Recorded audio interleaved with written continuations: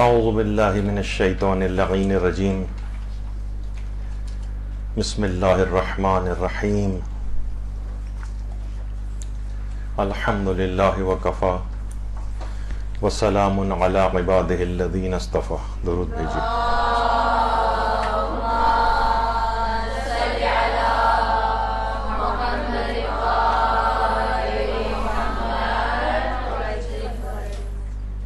آج ایک نئے موضوع پر گفتگو کا آغاز ہے، لیکن موضوع اتنا تفصیلی ہے کہ شاید ایک اگلی پوری نشست اس پر ہو یا شاید 2 نشستیں اس پر اور ہوں.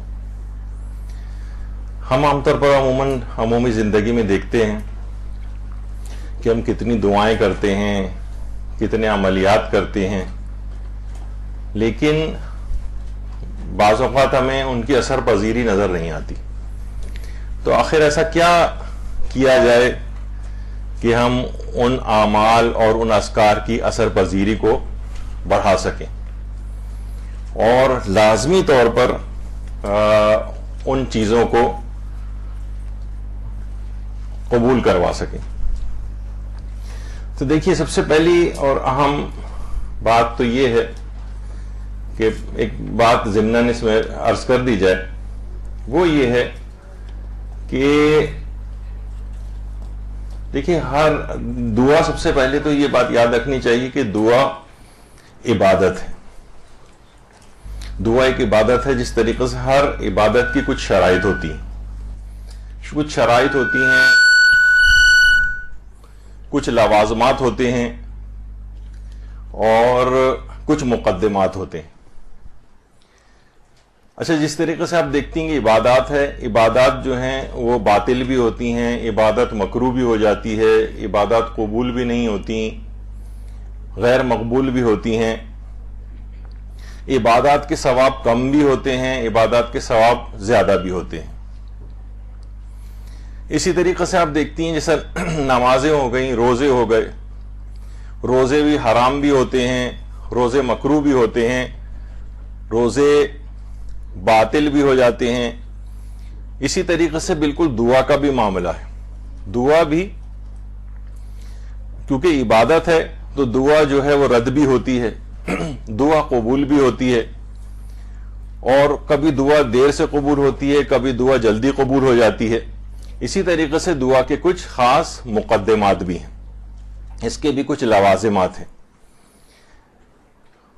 اور کبھی یہ دعائیں بے اثر بھی ہوتی ہیں اور کبھی ان کی اثر پذیری ہوتی ہے. یہ تھوڑی سی مقدمتاً ایک بات دماغ میں رہے آپ کے، پھر ہم اس کے اوپر آ جائیں گے طریقوں کے اوپر. اچھا، ایک اور بھی دماغ میں رہے کہ دیکھیے، ہر علم کے کچھ ماہرین ہوتے ہیں اور ہر علم کے کچھ الگ معیارات ہوتے ہیں.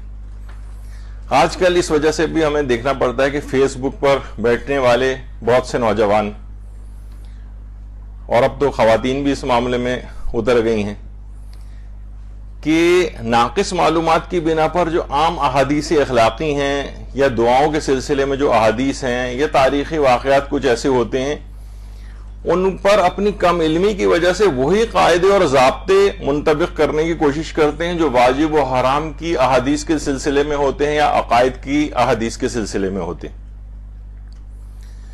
جبکہ دعاؤں کے سلسلے میں یہ معیار نہیں. آیت اللہ سیستانی کے آپ کتنے استفتاءات دیکھ لیں جس میں بھی دعا کے سلسلے میں ان سے پوچھا جاتا ہے کہ اس کی سند کیا ہے، تو وہ فرماتے ہیں کہ ان دعاؤں کی اسناد جو ہیں ان میں پائے جانے والے بلند اور اعلیٰ و ارفع مضامین ہیں. یہ بہت اہم بات کرتے ہیں. اس میں آپ کو یہ نہیں دیکھنا ہوتا کہ اس کے دعا کا راوی کون سا ہے، کیا ہے. دعاؤں اور زیارات کے سلسلے میں یہ چیز عام طور پر آیت اللہ سیستانی کے فتاوی میں اور دیگر علماء کے فتاوی میں بھی پیش آتی.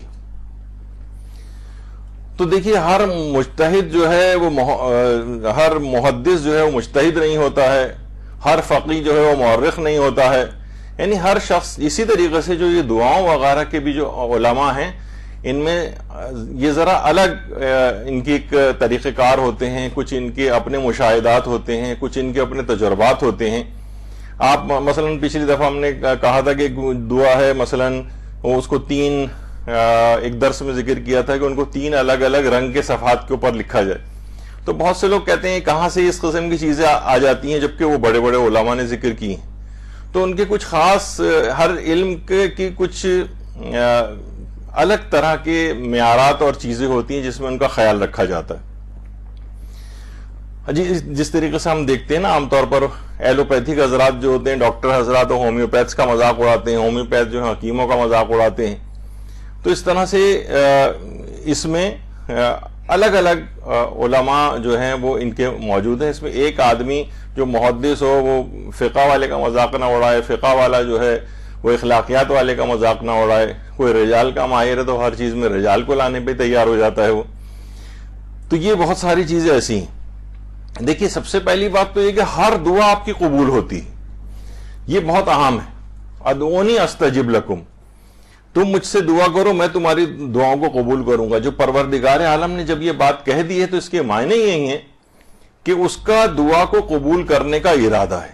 اگر دعا کو قبول کرنے کا ارادہ نہ ہوتا تو وہ آپ کو حکم کیوں دیتا کہ جو تم دعا مانگو میں قبول کروں گا. ادعونی استجب لکم، مجھ سے دعا کرو میں تمہاری دعاؤں کو قبول کروں گا. اس کا مطلب ہے کہ اس کا دعا کو قبول کرنے کا ارادہ ہے. لیکن ہم نے ہی کچھ ایسے اعمال انجام دے دیے ہیں، ہم نے کچھ مقدمات دعا کا خیال نہیں کیا ہے، کچھ اس کی شرائط و لوازمات کا خیال نہیں کیا ہے. اس وجہ سے بعض اوقات دعا قبول نہیں ہوتی اور دعا تاخیر سے قبول ہوتی ہے. اس کی کیا وجوہات ہیں ہم گفتگو کے آخر میں جب یہ دروس اختتام پذیر ہوں گے تو اس کے آخر میں ان کو ذکر کریں گے کہ بعض اوقات تاخیر کی وجوہات کیا ہوتی ہیں. تو اب آ جائیے ان چیزوں کی طرف. ہاں ایک بات اس میں اور عرض کر دی جائے کہ بعض اوقات دیکھیے بہت سے لوگ اس قسم کے ہوتے ہیں کہ وہ کہتے ہیں کہ جناب عملیت پسند بہت زیادہ ہوتے ہیں. کہتے ہیں ہر چیز جو ہے انسان کو پروردگار نے عمل کرنے کو کہا ہے، تو دعا کی طرف ان کا رجحان اتنا نہیں ہوتا.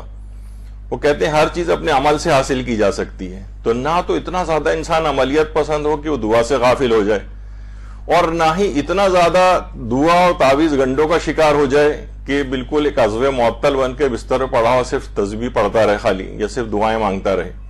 یہ دونوں چیزیں ناپسندیدہ ہیں اور ذرا غیر اعتدال پسندانہ رویے ہیں.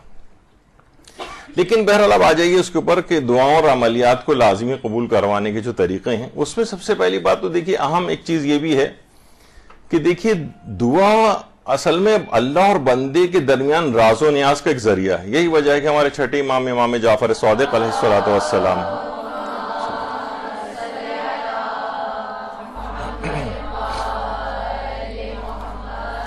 وہ فرماتے ہیں کہ دعا کے ثواب کی عظمت اور بندے کی تسبیح جو اس کی اور اللہ کے درمیان ہوتی ہے ان سب کو اللہ کے سوا کوئی اور نہیں جانتا. کتنی اہم بات ہے، یعنی اللہ اور بندے میں راز و نیاز کا ایک ذریعہ ہے. اسی طرح سے دعا لازمی دیکھیے قبول ہو اور بہت تیز رفتاری سے بھی قبول ہوتی کہ یہ بھی ہمارے چھٹے امام ارشاد فرماتے ہیں کہ دعا نوک نیزہ سے زیادہ تیز اثر کرتی، بہت تیزی کے ساتھ اثر کرتی. اور اسی طرح کہا جاتا ہے کہ دعا ابھی جیسے کہ آپ نے سنا ہے کہ عبادت ہے، اور عبادت کے جو شرائط ہوتے ہیں، اس کے مقدمات ہوتے ہیں، اس کے لوازمات ہوتے ہیں جن کو پورا کرنا چاہیے. اور دعا رحمت خدا کا سبب ہے، یعنی اگر کوئی شخص دعا کی طرف مائل ہے تو اس کے اوپر مسلسل جتنی زیادہ دعائیں کرے گا اتنی ہی رحمت خدا اس کے اوپر نازل ہوتی چلی جائے گی. اسی طریقے سے کہا جاتا ہے کہ چاہے دعا قبول ہو یا قبول نہ ہو، جو بندہ بھی زیادہ دعا کرتا ہے پروردگار اس دعا کو، جو بھی وہ دعا کر رہا ہے چاہے وہ قبول نہ بھی ہو، پروردگار اسے بابرکت بنا دیتا ہے. دعا کے اندر خود ایک بہت برکت ہے، چاہے وہ آپ کی قبول ہو چاہے آپ کی قبول نہ ہو. اور یہ بھی کہا گیا کہ عاجز ترین شخص وہ ہے جو دعا کرنے سے بھی عاجز ہو. بخیل وہ ہے، بخیل ترین وہ ہے جو دعا کرنے میں بخل کرے. جیسے کہ میں نے ابھی کہا کہ وہ افراد کے جو کہ عملیت پسند بہت ہو گئے اور دعاؤں سے غافل ہو گئے. یہ کہتے ہیں دعا ہوا کے اندر کیا رکھا ہے، بس آپ فلاں فلاں بس چیز کریں اور اپنے مقصود کو آپ حاصل کریں، اور دعاؤں سے غافل ہو گئے. ایسے افراد کو عاجز ترین افراد بھی کہا گیا، ایسے افراد کو بخیل ترین اور کنجوس ترین افراد کہا گیا ہے کہ جو دعاؤں کے سلسلے میں بخل کرتے ہیں. اسی طرح سے کہا گیا ہے کہ اپنی حاجت کو کبھی چھوٹا نہ سمجھو، کیونکہ اللہ کے نزدیک تمام مومنین سے زیادہ محبوب وہ شخص ہے جو اللہ سے زیادہ سوال کرتا ہے. زیادہ دعائیں کریں گے، جتنی زیادہ دعائیں کریں گے اتنا ہی اللہ کی بارگاہ میں مقبول ترین ہوتے چلے جائیں گے. یہاں تک جب بھی ملتا ہے کہ جو اپنے جوتے کے تسمے کے متعلق بھی اللہ سے دعا کرو، اس سے سوال کرو. تو یہ اس سے نہیں گھبرائیں کہ اتنی چھوٹی سی بات کے لیے بھی دعا کریں. جی ہاں بالکل، چھوٹی چیز، چھوٹی سے چھوٹی اور بڑی سے بڑی چیز کے لیے اللہ سے دعا کی جا سکتی ہے. اسی طرح سے عبادات کا مغز کہا گیا ہے، عبادت کا جوہر کہا گیا ہے دعا کو. یعنی اگر کوئی شخص نماز پڑھے اور دعا کیے بغیر ادھر ادھر اٹھ جائے تو وہ جو آپ سنتی ہیں کہ اس کی نماز اس کے منہ پر مار دی جاتی ہے. کہ دعا کرنے والوں میں سے کبھی کوئی شخص ہلاک نہیں ہوتا، یعنی ہلاکت اخروی اس کے ذمے کبھی نہیں آئے گی جو بہت زیادہ دعائیں کرتا ہے. یعنی آخرت میں شخص کبھی نقصان اٹھانے والوں میں سے نہیں ہوگا. اسی طرح سے کہا، کتنی روایات میں چیز آئی ہے کہ دعا کو عبادت کی جان کہا گیا ہے، دعا کو عبادت کی کنجی کہا گیا ہے، کامیابی کی کنجی کہا گیا ہے، نجات کا ذریعہ کہا گیا ہے، رحمت کی کنجی کہا گیا ہے، تاریکیوں کا چراغ کہا گیا ہے، کبھی مومن کا ہتھیار کہا گیا ہے، دین کا ستون، آسمان و زمین کا نور. یہ سب کچھ روایات کے اندر دعا کو کہا گیا ہے. اور یہ بھی کہا گیا کہ بلا کے دروازوں کو دعا کے ساتھ بند کر دو. یعنی جتنی بھی آگے چل کر ہم ذکر کریں گے جو دعا کی جن باتوں کا خیال رکھا جاتا ہے اس میں سے ایک چیز ہے دعا قبل از بلا. وہ اپنے مقام پر ہم اس کو ذکر کریں گے. یعنی ابھی ایک بلا آئی نہیں ہے. یہ ہم عام طور پر یہ ہوتا ہے کسی مصیبت میں گرفتار ہو جاتے ہیں اس کے بعد پھر ہم دعا کرتے ہیں. نہیں، اس کو آنے ہی کیوں دیتے ہیں؟ اس کا پہلے سے دفعہ کر لیا کریں دعا کے ذریعے. تو بلا کے دروازوں کو دعا سے بند کرو. کبھی کہا گیا کہ قیامت کے روز دعا کی بڑی عجیب تاثیر ہوگی کہ پروردگار مومنین کی دعاؤں کو عمل میں تبدیل کر دے گا. وہ جو عملیت پسند ہے نا بہت سارے افراد، وہ دیکھیں گے وہ دعائیں جو ہیں عمل کی صورت میں اس کے نامہ اعمال میں جگمگا رہی ہوں گی اور اس کے بہشت کے درجات میں اضافہ ہوتا چلا جا رہا ہوگا. اللہم صلی علی محمد و آل محمد.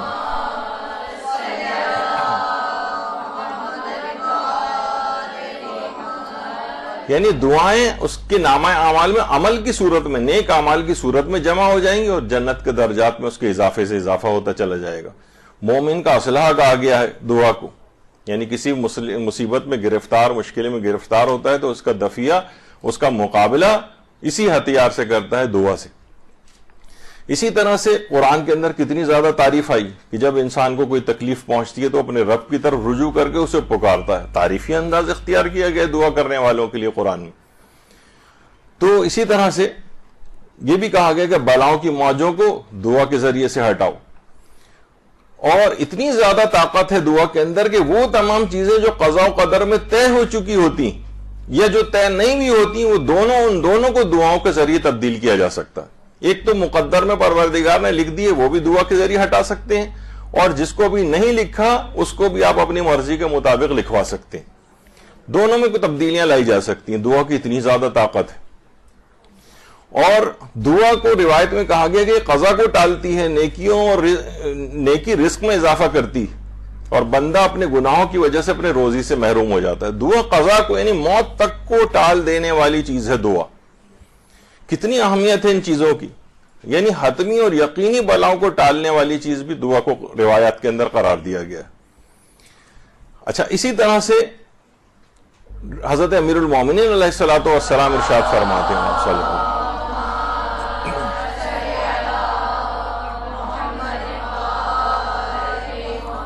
دیکھیے ایک ہوتا ہے نا کہ جتنا انسان ایک عام شخص کسی شخص سے بار بار مانگے تو اتنا ہی اس سے دور ہوتا چلا جاتا ہے وہ شخص. کہ یہ تو اس کو ایک دفعہ دے دیا، 2 دفعہ دے دیا، 5 دفعہ دے دیا، 10 دفعہ دے دیا، اس کے بعد جب 11ویں دفعہ نظر آئے گا تو خود کنی کترا کے نکلنا چاہے گا. بندوں کا تقرب ان سے سوال نہ کرنے کے ذریعے حاصل ہوتا ہے اور خدا کا تقرب اس سے سوال کرنے کے ذریعے حاصل ہوتا ہے. جتنا اس سے مانگتے جائیں گے اتنا اس کے قریب ہوتے جائیں گے. بندوں سے جتنا مانگیں گے ان سے دور ہوتے جائیں گے. تو یہ سب دعاؤں کے چیزیں ہیں. اور یہ بھی چیز آئی ہے.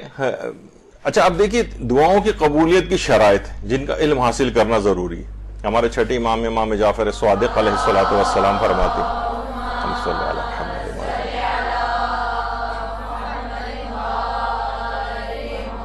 فرماتے ہیں کہ آداب دعا کو یاد کرو. اگر دعا کی شرائط کو تم بجا نہیں لاؤ گے تو اس کی قبولیت کا انتظار بھی نہ کرو.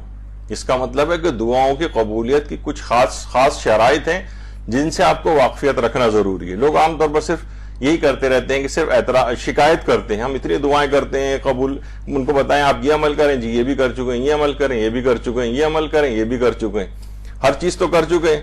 تو پھر قبول کیوں نہیں ہو رہی؟ تو امام فرماتے ہیں دعا کی شرائط کو اگر بجا نہیں لاؤ گے تو اس کی قبولیت کا انتظار بھی نہ کرنا. عمل تو آپ کرتے جا رہے ہیں، دعائیں مانگتے جا رہے ہیں، عملیات کرتے جا رہے ہیں، لیکن شرائط کا خیال نہیں کیا. اور خدا سے ڈرو، اپنے اعمال کی اصلاح کرو، نیکی کا حکم دو، برائیوں سے روکو، تاکہ خدا تمہاری دعا قبول کرے. یہ بھی آگے چل کر ذکر ہوگا کہ دعا کی قبولیت کی جو شرائط ہیں ان میں سے ایک امر بالمعروف و نہی عن المنکر بھی. یہ اگر انسان نہیں کرے گا، اس سے غافل ہو کر بیٹھے گا، تو اس کی دعائیں بھی قبول نہیں ہوتی. تو دعاؤں کی قبولیت کی جو شرائط ہیں ان کا علم حاصل کرنا یہ بہت ضروری ہے. دیکھیے پہلی اس کے اندر چیز یہ ہے کہ انسان بہت اعتقاد کامل کے ساتھ دعا اور عملیات کرے. اعتقاد کامل کے ساتھ.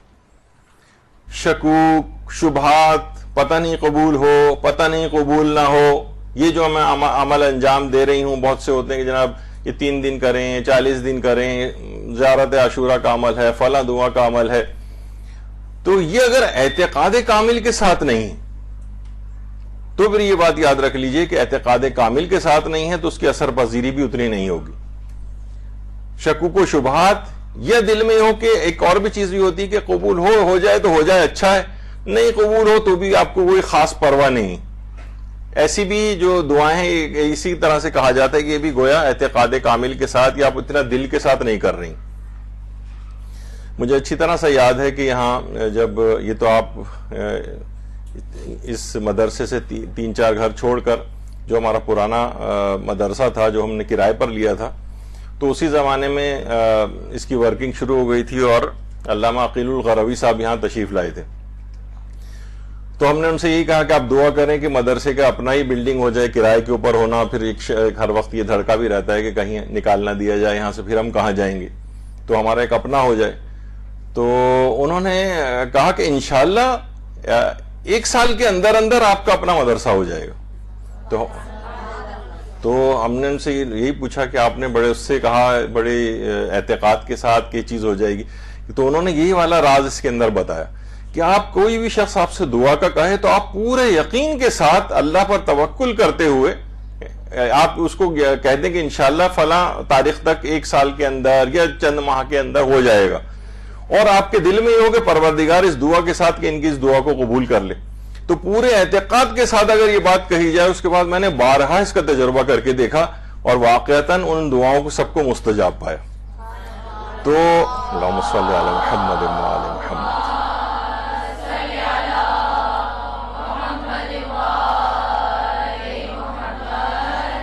تو یہ شکوک، شبہات اور بہت ہی جلد اس کا نتیجہ بھی ہم نے دیکھا ان کی دعا کا، اور بہت ہی جلد اس مدرسے کے اسباب پیدا ہو گئے. اور خدا کا شکر ہے کہ یہ کرائے کی ہمیں جگہ سے جو ہے وہ نجات ملی اور ایک اپنی ایک مدرسہ ہو گیا، اور یہ دھڑکے سے نجات مل گئی، کبھی بھی نکالے جائیں گے.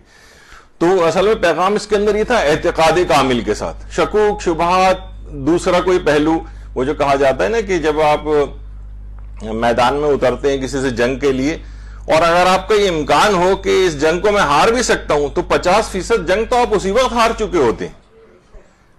تو یہ والا پہلو آنا ہی نہیں چاہیے کہ یہ میری دعا ہو سکتا ہے قبول نہ ہو. آپ اپنے لوازمات کو پورا کریں، ساری ریکوائرمنٹس پوری کریں، اور پھر دیکھیں کہ کیسے پروردگار اس دعا کو قبول کرتا ہے. تو نمبر 1 چیز ہو گئی اعتقاد کامل کے ساتھ. دوسری چیز یہ ہے کہ خلوت اور تنہائی میں کوشش کریں، چاہے وہ دعائیں ہوں یا عملیات ہوں، یہ ذرا خلوت و تنہائی میں ہو. عام طور پر ہم یہ دیکھتے ہیں، اچھا عبادات میں بھی ہم دیکھتے ہیں کہ جناب مثلا نماز اگر آپ نے پڑھنی ہے تو اسی کمرے کے اندر 5-7 آدمی جو ہے باتیں بھی کر رہے ہیں، اور وہیں پہ ٹی وی بھی چلا ہوا ہے، اور اس کے پروگراموں کی آوازیں بھی آ رہی ہیں، اور بیک گراؤنڈ موسیقی بھی آ رہی ہے، اور بچے بھی وہیں اچھلتے کودتے پھر رہے ہیں. یعنی ایک عجیب اس میں نہ کنسنٹریشن ہو پاتی ہے اس نماز کے اندر. تو جب ہی اس بات کو بھی اچھا سمجھا گیا ہے کہ نماز کی ایک جگہ، ایک ایسی خلوت والی جگہ جہاں پہ آپ بیٹھ کے تلاوت قرآن کر سکیں، کچھ اپنے غور و فکر کر سکیں، اپنی عبادات کے اندر کوئی توجہ اور ارتکاز اور خشوع خضوع کے ساتھ ان چیزوں کو انجام دے سکیں، ایسی ضرور گھر میں کوئی گوشہ عافیت ہونا چاہیے. ہر وقت جب ہمارے یہاں بلکہ وہ بہترین نماز کیسے پڑھیں کی ایک سیریز چل رہی تھی، تو اس کے اندر بھی یہ چیز آئی تھی کہ عام طور پر جیسے گھر کی کھڑکی کھلی ہوئی ہے اور آپ وہاں سے باہر بھی روڈ پہ گاڑیاں بھی آوازیں آ رہی ہیں، لوگ بھی چلتے ہوئے جا رہے ہیں، اس قسم کی جگہوں سے ذرا دور ہو کے نماز پڑھنی چاہیے. اچھا، جس طریقے سے نماز کی عبادت ہے اس میں خشوع خضوع کنسنٹریشن کی ضرورت ہوتی ہے، اسی طریقے سے دعاؤں کے سلسلے میں بھی اس میں کوشش کرنی چاہیے کہ خلوت ہو، تنہائی والی جگہ ہو، تاکہ انسان پروردگار کی طرف پورا متوجہ ہو کر پھر اس دعا کو کرے. ورنہ اس کو تو اپنی دعا ہی سمجھ میں نہیں آتی کہ میں دعا پڑھ کے آ رہا ہوں اور دعا میں خدا سے کر کے آ رہا ہوں. کوئی بچہ آ رہا ہے تو کوئی ٹی وی چل رہا ہے تو لوگ باتیں کر رہے ہیں تو گاڑیاں چلنے کی آوازیں آ رہی ہیں. جس قدر بھی ممکن ہو کوئی ایسی چیز، ایسی جگہ کا انتخاب کرے کہ جہاں یہ سب چیزیں نہ ہوں.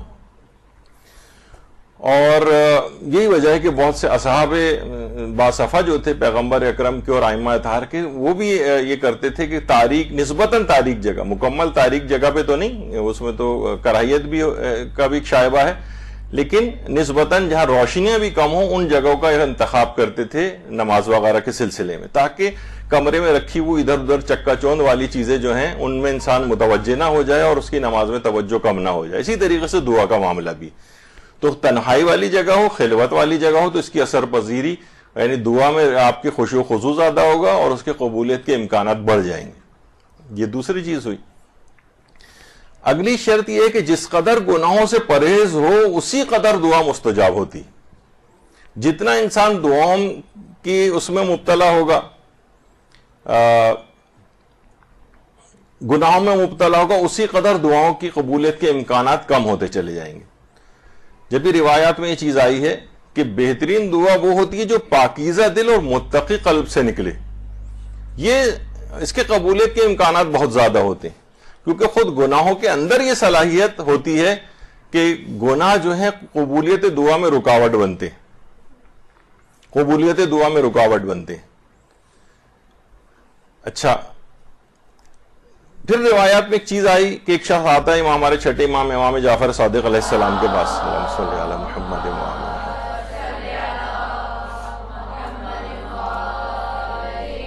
کہ مولا ہم دعا کرتے ہیں ہماری دعا قبول نہیں ہوتی. آپ نے فرمایا تم اس کو پکارتے ہو جس سے ڈرتے نہیں اور اس کی نافرمانی کرتے ہو، پس وہ تمہاری دعا کیسے قبول کرے؟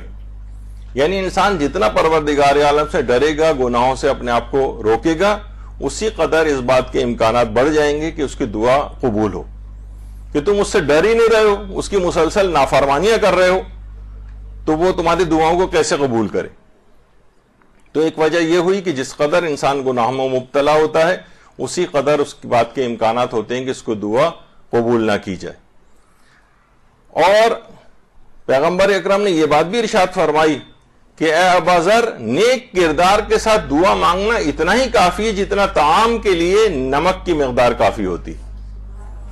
یعنی بس یعنی اگر نیک کردار ہے تو اس کو اتنی کم ایفرٹ کرنی پڑتی ہے. دعا تو وہ مانگے گا کیونکہ دعا بذات خود بھی ایک عبادت ہے، لیکن نیک کردار کے ساتھ دعا مانگنا اتنا ہی کافی ہے، اتنی آسانی کے ساتھ اس کی دعا قبول ہو جاتی. جس طرح کھانے میں نمک کا ذائقہ بھی آ جاتا ہے، کھانا جو ہے خوش ذائقہ بھی ہو جاتا ہے اور آسانی کے ساتھ کھا بھی لیا جاتا ہے. تو نیک کردار اگر ساتھ میں ہو تو اس قدر آسانیاں ہوتی ہیں دعاؤں کی قبولیت میں. اور حضرت موسیٰ کی طرف جو وحی آئی تھی کہ اے موسیٰ اس زبان سے مجھے پکارو جس سے گناہ نہ کیا ہو. تو ظاہر ہے کہ ہم لوگوں کی تعلیم کے لیے حضرت موسیٰ نے پروردگار سے کہا پروردگارا میں ایسی زبان کہاں سے لاؤں؟ ظاہر ہے پیغمبر کی تو وہ تو عصمت پہ فائز ہوتا ہے، لیکن لوگوں کو بھی تو تعلیم کرنا ہے نا. تو جواب پروردگار آیا کہ موسیٰ دوسروں کے لیے دعا کرو، کیونکہ اگر کسی نے اپنی دعا میں دوسروں کو شریک کیا تو ایسی دعاؤں کے لیے استجابت کے امکانات زیادہ ہیں. تو پہلی بات تو پروردگار عالم نے کیا کہی کہ اس زبان سے پکارو مجھے جس سے گناہ نہ کیا ہو.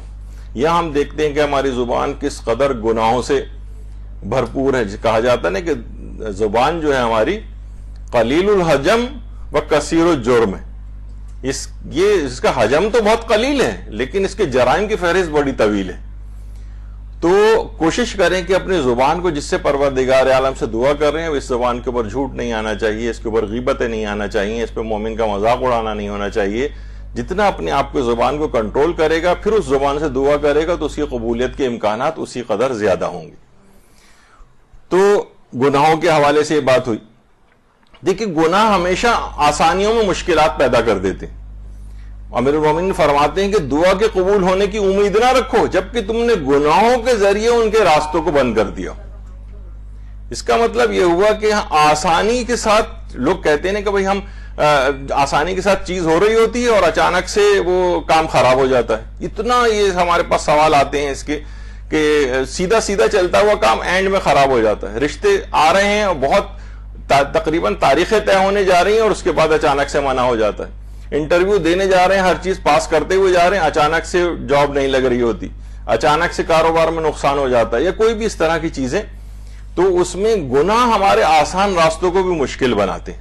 انسان کو چاہیے کہ اب جتنا اپنے آپ کو گناہوں سے بچائے گا اتنی اس کی دنیا کی زندگی بھی آسان ہوگی اور آخرت میں تو یقیناً آسانیاں ہی آسانیاں ہوں گی. تو گناہ آسانیوں کو مشکل بناتے ہیں, ان سے اپنا پیچھا چھوڑانا چاہیے.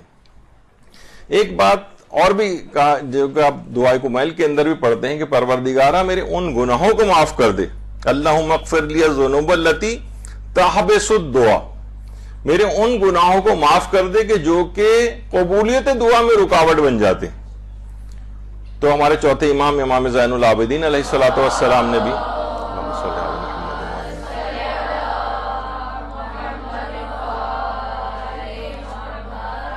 کچھ گناہوں کا تذکرہ کیا کہ جو قبولیت دعا میں رکاوٹ بنتے ہیں. اس میں سے ایک تو چیز ہے منافقت, کہ سامنے کچھ اور انسان پیچھے کچھ ہوتا ہے کسی کے. ایک تو منافقت ہے اس کے اندر. ایک ہے بری نیت, یعنی ہر وقت بری نیت کے معنی ہوتے ہیں کسی کا اچھا نہیں چاہنا, کوئی کسی کی نعمت دیکھی بس اس کے لیے دل میں برائی, یہ بھی برا ہے وہ بھی برا ہے, اس نے بھی کہہ دیا اس نے بھی کہہ, دنیا میں کوئی آدمی اچھا ہی نہیں. یہ جو لوگوں کے لیے خیر خواہی کے جذبات ہیں یہ اپنے اندر رکھیں اور کسی کا برا نہ چاہیں, کیونکہ بری نیت سے کیا ہوتا ہے کہ قبولیت دعا میں رکاوٹ ہوتی. اور ایک چیز بیان کی گئی ہے کہ اپنی عبادات کو تاخیر سے انجام دینا, قضا کر کے پڑھنا. یعنی بڑے آرام سے لوگ, بڑے بڑے دیندار افراد کو دیکھا ہے کہ اکثر و بیشتر نماز فجر قضا ہو جاتی. بس یہ آج میں فلاں جگہ گیا اور وہاں نماز نہیں ہوئی, بڑے آرام سے لوگ کہہ رہے ہوتے ہیں اکثر نماز فجر قضا ہو رہی ہے, اکثر کسی اہم کام میں قضا ہو رہی ہے, ذرا سے مریض ہو گئے تو نماز قضا کرنی شروع کر دیں, ہاسپٹلائز ہو گئے تو نماز قضا کرنی شروع کر دیں. تو یہ سب چیزیں ایسی ہیں کہ یہ قبولیت دعا میں رکاوٹ بننے والے اعمال ہیں. تو اس طرح کی بہت ساری چیزیں ہیں جس کا انسان کو خیال کرنا چاہیے.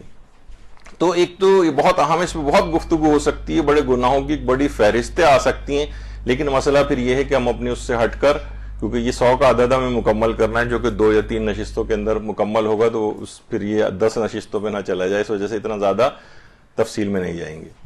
اگلی چیز ہے کہ مقدس ہستیوں کا توسل اختیار کیا جائے. مقدس ہستیوں کا توسل, اس سے معاملات بہت آسان ہو جاتے ہیں. آواز آ رہی؟ مقدس ہستیوں کا توسل, آواز آنی بند ہو گئی.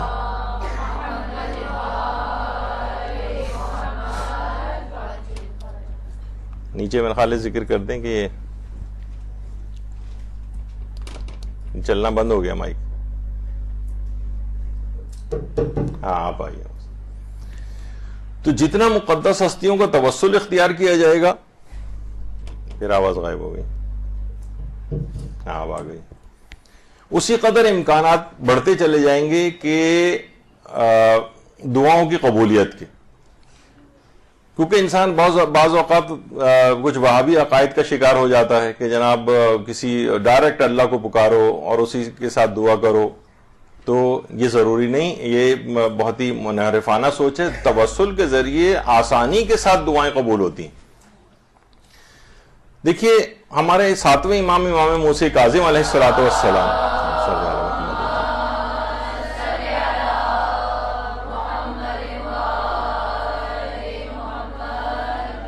امام موسیٰ کاظم علیہ السلام فرماتے ہیں جب خدا سے تمہیں کوئی حاجت درپیش ہو تو اس طرح کہو, اے اللہ میں تجھ سے حضرات محمد و علی علیہ السلام کے حق کا واسطہ دے کر سوال کرتا ہوں.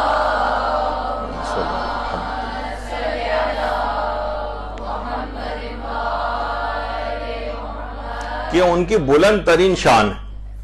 تو اگر ان کا واسطہ دیا جائے تو ائمہ نے خود طریقہ سکھایا کہ جب بھی حاجات طلب کرنی ہو تو ان ہستیوں کا واسطہ دیا جائے. اسی طرح سے پروردگار عالم نے خود قرآن میں رسول اللہ سے توسل کا حکم دیا ہے. اللہم صلی علی محمد و علی محمد.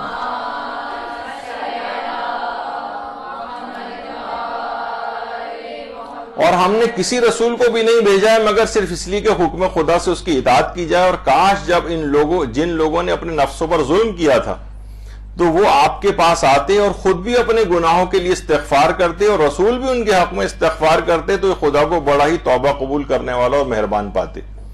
یعنی جن لوگوں نے اپنے نفسوں پر ظلم کیا یہ رسول اللہ کے پاس آتے اور اپنے گناہ پر استغفار کرتے اور پھر رسول اللہ ان کے لیے استغفار کرتے.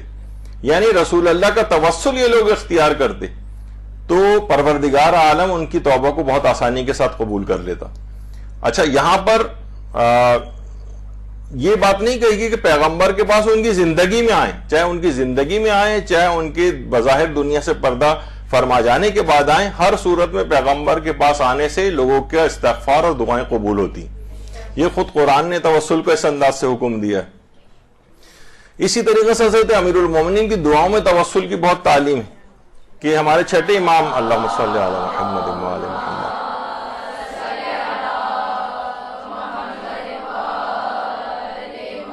کہ حضرت امیر علیہ السلام نماز ظہر کے مکمل ہونے کے بعد یہ دعا پڑھتے تھے: خدا میں تیری سخاوت و کرم کے وسیلے سے تیری قربت چاہتا ہوں اور تیرے بندے اور رسول حضرت محمد مصطفیٰ صلی اللہ علیہ وآلہ وسلم کے وسیلے سے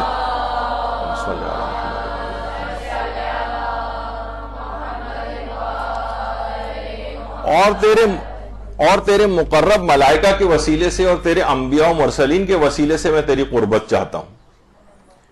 تو خود چھٹے امام فرماتے ہیں کہ حضرت امیر المومنین توسل اختیار کیا کرتے تھے یا ہماری تعلیم کے لیے یہ ہمیں چیزیں بیان کرتے تھے. وہ خود بھی توسل اختیار کرتے تھے اور ہمیں بھی تعلیم دیتے تھے کہ ان طریقہ کار کو تم اپنی دعاؤں میں استعمال کر کے ان کی قبولیت کے امکانات کو بڑھاؤ. اسی طرح سے ہمارے 8ویں امام علی رضا علیہ الصلوۃ والسلام اللہ صلی علی محمد و علی محمد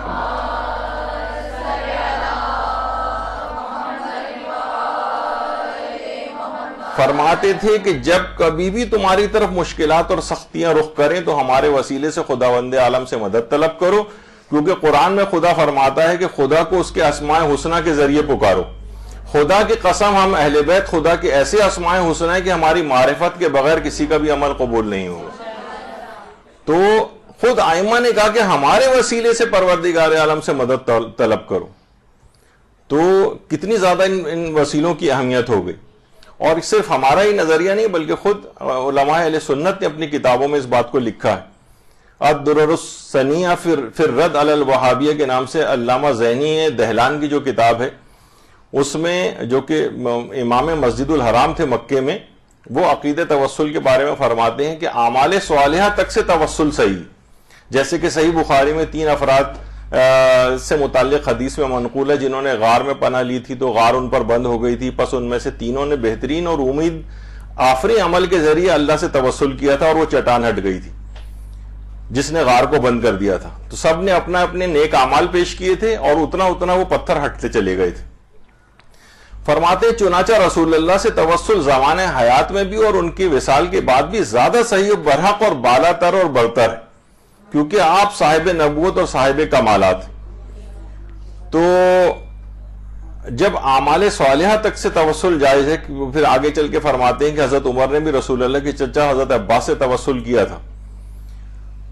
تو لوگ ان سے کہیں گے اگر اعمال صالحہ سے توسل جائز ہے تو پس کون سی چیز مانے کہ اس میں رسول اللہ کی ذات سے توسل نہ کیا جائے. ان نوجوانوں نے اپنے نیک اعمال توسل کے طور پر پیش کیے تھے اور غار سے پتھر ہٹا تھا. تو پیغمبر اکرم تو کس قدر اعلیٰ اور عرفہ ذات ہے، ان کا توسل کیوں نہ اختیار کیا جائے کہ آپ صاحب منصب نبوت و رسالت ہیں اور صاحب کمالات.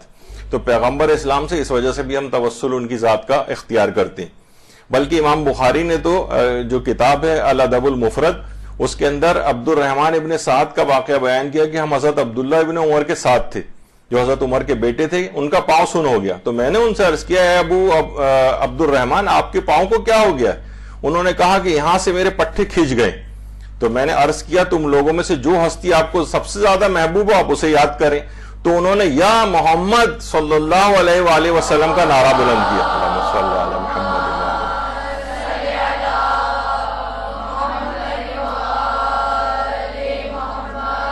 امام بخاری نے الادب المفرد میں لکھا کہ راوی بیان کرتا ہے کہ اسی وقت ان کے اعصاب کھل گئے اور وہ شفا یاب ہو گئے، یعنی اسی وقت پیغمبر سے توسل کے نتیجے میں شفا نصیب ہو گئی۔ اسی طرح سے ہم دیکھتے ہیں کہ آیت اللہ سید رضا بہاؤالدینی نردوان آسمان کتاب میں ان کا جو ہے یہ قول نقل کیا گیا، وہ فرماتے ہیں ہم تو یہ جانتے ہیں کہ جس درخواست پر جناب سید دستخط فرما دیں اس پر گویا رسول خدا اور دیگر ائمہ معصومین کے بھی دستخط ہو گئے، یعنی وہ دعا قبول ہو گئی، اور یہ ایسی بات ہے جس میں کوئی کلام ہی نہیں۔ اللہم صلی اللہ علیہ وسلم۔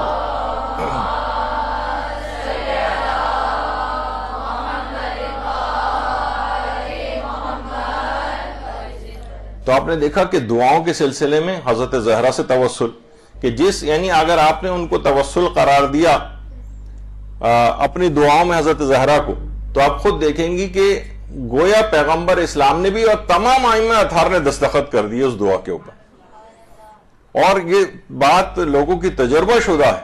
وہی بات بیان فرماتے ہیں کہ ہم نے کبھی بھی حضرت زہرا سے علی الخصوص جب بھی توسل اختیار کیا ہے کبھی اس دعا کو رد نہیں دیکھا ہے۔ تو یہ بہت اہم ہے دعاؤں کے توسل میں حضرت زہرا کا توسل۔ اور اسی طریقے سے حضرت زینب سلام اللہ علیہ، اللہم صلی علی محمد،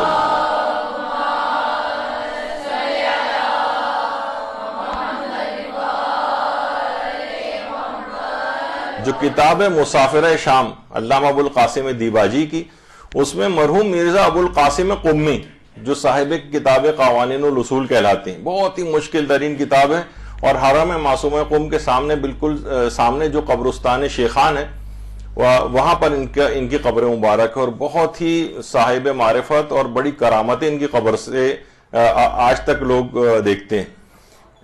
یہ فرماتے تھے کہ یہ حضرت زینب کے اسم مقدس سے ہمیشہ توسل کرتے تھے اور اسے استجابت دعا کا بڑا اہم سبب سمجھتے تھے، یعنی کبھی بھی حضرت زینب سلام اللہ علیہ کا دعاؤں میں توسل اختیار کیا جائے تو انشاءاللہ اسے بہت جلد اس کو قبولیت کے درجے پر پائیں گے۔ اسی طرح سے حضرت عباس علمدار ابو الفضل العباس، اللہم صلی علی محمد وعلی محمد،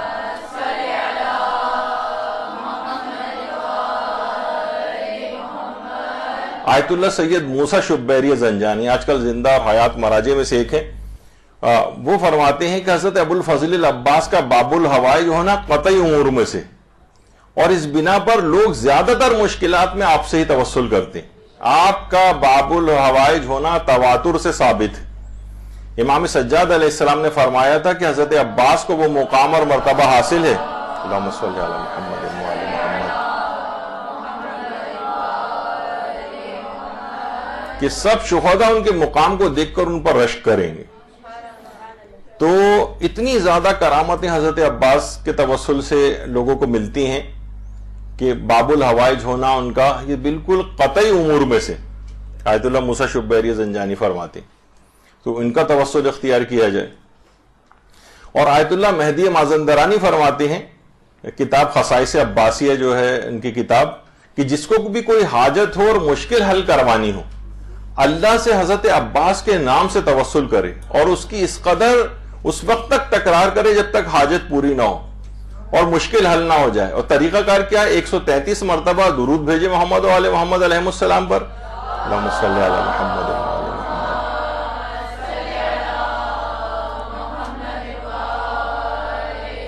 پھر 133 دفعہ حضرت عباس یا عباس کہے اور پھر 133 مرتبہ محمد و آل محمد پر دوبارہ درود بھیجے، اللہم صلی علی محمد۔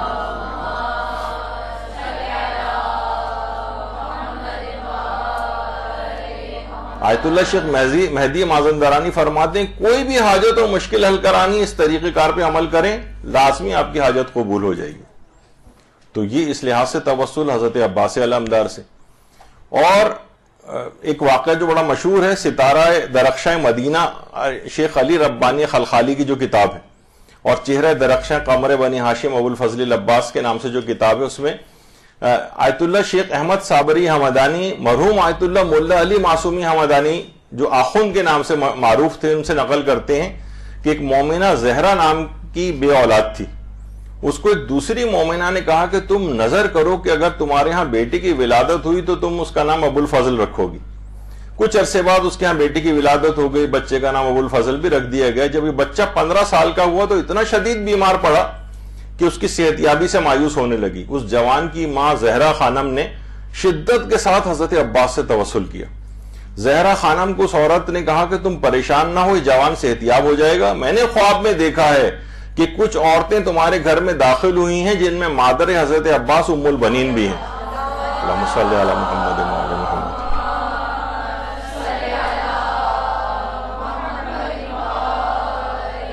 اور وہ فرما رہی ہیں کہ میں اس جوان کو شفا دینے جا رہی ہوں، اور اگلے ہی دن وہ جوان حضرت عباس اور ام البنین کے توسل سے صحت یاب ہو چکا تھا۔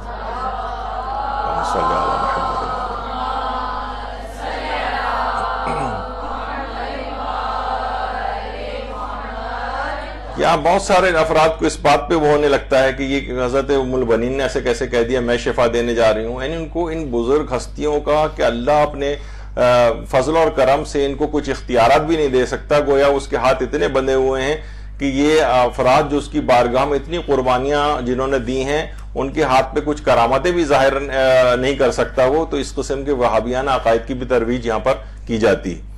تو بہرحال یہ ان شخصیات کو پروردگار نے بھی کچھ اختیارات عطا فرمائے ہیں جو اس کے اپنے ان کے ذاتی نہیں ہیں بلکہ اللہ کے عطا کردہ ہے۔ تو یہ ان کا پاس جو اختیار ہے وہ اللہ ہی کے اذن سے ہے، اللہ ہی کا عطا کردہ ہے، تو اس کے اندر کون سا شرک کا شائبہ پیدا ہوتا ہے۔ تو بہرحال آپ نے دیکھا کہ حضرت نہ صرف یہ کہ حضرت ابو الفضل العباس علمدار علیہ السلام بلکہ ان کی والدہ گرامی بھی کس قدر، یعنی ان سے بھی اگر انسان توسل اختیار کرے تو کتنی مشکلات کو اپنی حل کروا سکتا ہے۔ اور ایک دفعہ آیت اللہ شیخ جواد فاضل لنکرانی فرماتے ہیں جو موجودہ حیات مجتہدین میں سے ہیں کہ میرے والد آیت اللہ فاضل لنکرانی انہوں نے مجھ سے کئی مرتبہ بات ذکر کی تھی کہ آیت تطہیر کے صحیح مفاہیم کے میرے دماغ میں بہت سارے سوالات تھے، تو ایک دفعہ ان کے حل کے لیے حضرت معصومہ کے حرم زیارت کے لیے گیا اور حضرت معصومہ سے عرض کی اللہم صلی علی محمد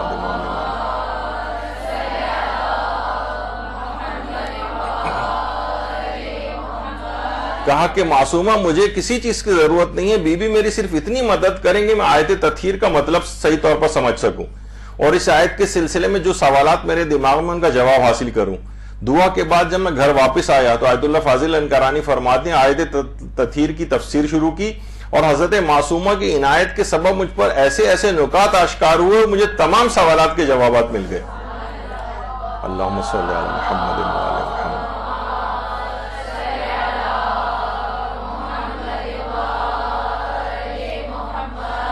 یہاں تک کہ پوری ایک کتاب انہوں نے آیت تطہیر کی تشریح اور تفسیر کی صورت میں لکھی۔ تو کیا ہے کہ معصوم قوم کا توسل، ابھی ہم اسی ضمن میں ذکر کر رہے ہیں نا کہ کتنی شخصیات ایسی ہیں کہ جن کا توسل اختیار کیا جائے تو انتہائی آسانی کے ساتھ دعا قبول ہوتی ہے، اس میں حضرت معصومہ بھی ہیں۔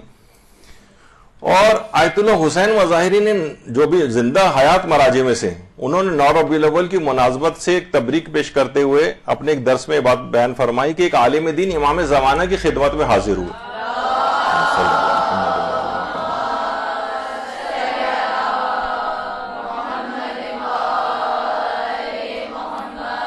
اور آپ سے کچھ پراسرار علوم جنہیں علوم غریبہ کہا جاتا ہے ان کی تعلیم کی درخواست کی، اور وہ جبکہ وہ یہ بات جانتے تھے کہ ان علوم کا حاصل کرنا حرام ہے۔ دیکھیے جیسے جادو کا حاصل کرنا، کالے علم کا حاصل کرنا، یہ سب حرام ہے۔ امام زمانہ علیہ السلام نے فرمایا کہ تم علوم غریبہ کو جان کر کیا کرو گے؟ میں تمہیں ایسا نسخہ بتاتا ہوں جو ان تمام علوم سے بہتر ہے۔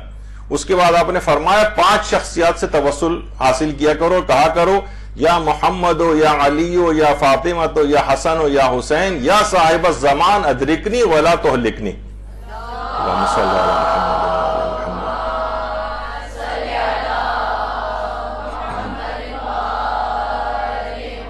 وہ عالم دین فرماتے ہیں کہ جب حضرت حجت نے فرمایا ادرکنی تو میرے ذہن میں یہ بات آئی کہ امام نے ادرکونی کیوں نہیں کہا، یعنی جب 6 ذوات اقدس کے نام لیے تھے تو اس میں جمع کا صیغہ ہونا چاہیے تھا، امام نے مفرد کا صیغہ استعمال کیا ہے۔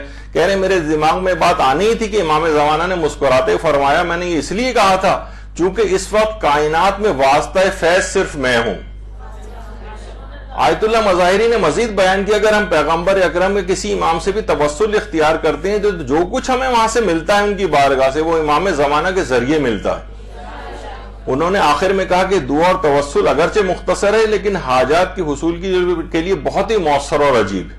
یعنی یہ جملہ اگر کوئی بھی انسان کہے ان 5 شخصیتوں کے حوالے سے، بلکہ چھٹی تو اس میں امام زمانہ کی شخصیت ہے، تو کیونکہ امام زمانہ نے کہا تھا ان 5 سے، اور پھر اس کے بعد چھٹی ان کی اپنی ذات گرامی ہے، تو یہ جملہ اگر کوئی کہے گا کہ میری مدد کریں اور مجھے ہلاک نہ ہونے دیں، اور ان کا واسطہ توسل اختیار کرے گا، تو یہ خود توسل امام زمانہ علیہ السلام نے تعلیم فرمایا ہے.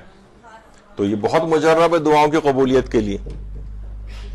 اسی طرح سے علامہ موسیٰ زرابادی، وہ جو توسل کے طریقے اختیار کرتے تھے ان میں حضرت علی اصغر علیہ السلام سے بھی توسل کا طریقہ ہوتا تھا.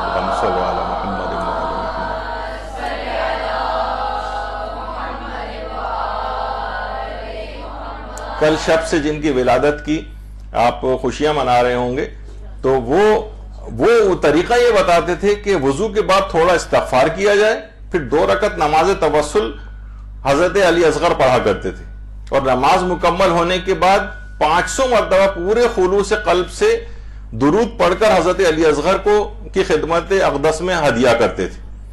دیکھیے، اور پھر آیت اللہ سید موسیٰ زرابادی کہتے تھے اس توسل کے ذریعے میں نے بہت سارے کاموں کو انجام دیا.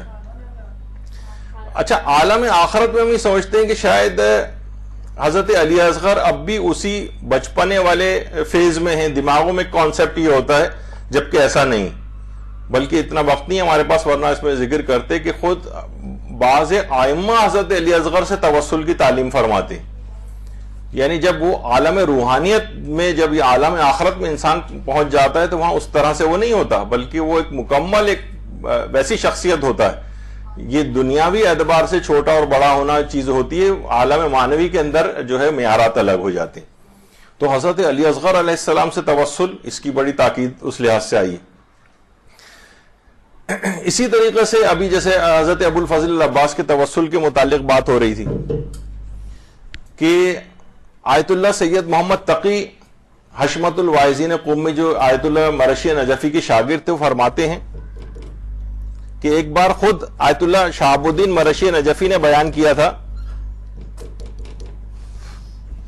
کہ نجف اشرف کے ایک عالم دین قوم مقدسہ تشریف لائے. آواز غائب ہو گئی اس کی.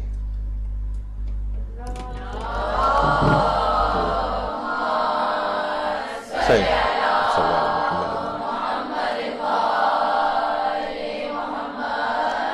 انہوں نے مجھ سے بیان کیا کہ میری ایک حاجت تھی. میں مسجد الجمکران گیا اور امام زمانے کے محضر میں سارا حال دل بیان کیا، اور کئی بار جمکران جاتا رہا لیکن حاجت پوری نہ ہوئی. ایک دن نماز کے وقت شکستہ دل کے ساتھ امام زمانہ کو پکارا کہ مولا امام زمانہ، کیا یہ صحیح ہے کہ آپ کے محضر میں، آپ کے گھر میں آ کر میں کسی اور سے متوسل ہوں؟ آپ امام وقت ہیں. ایک بات کس قدر میرے لیے معیوب ہے کہ امام زمانہ کے ہوتے ہوئے میں قمر بنی ہاشم حضرت عباس سے توسل اختیار کروں. اچانک میں نے چہرہ انور قطب عالم امکان حضرت حجت ابن الحسن عسکری کی زیارت کی.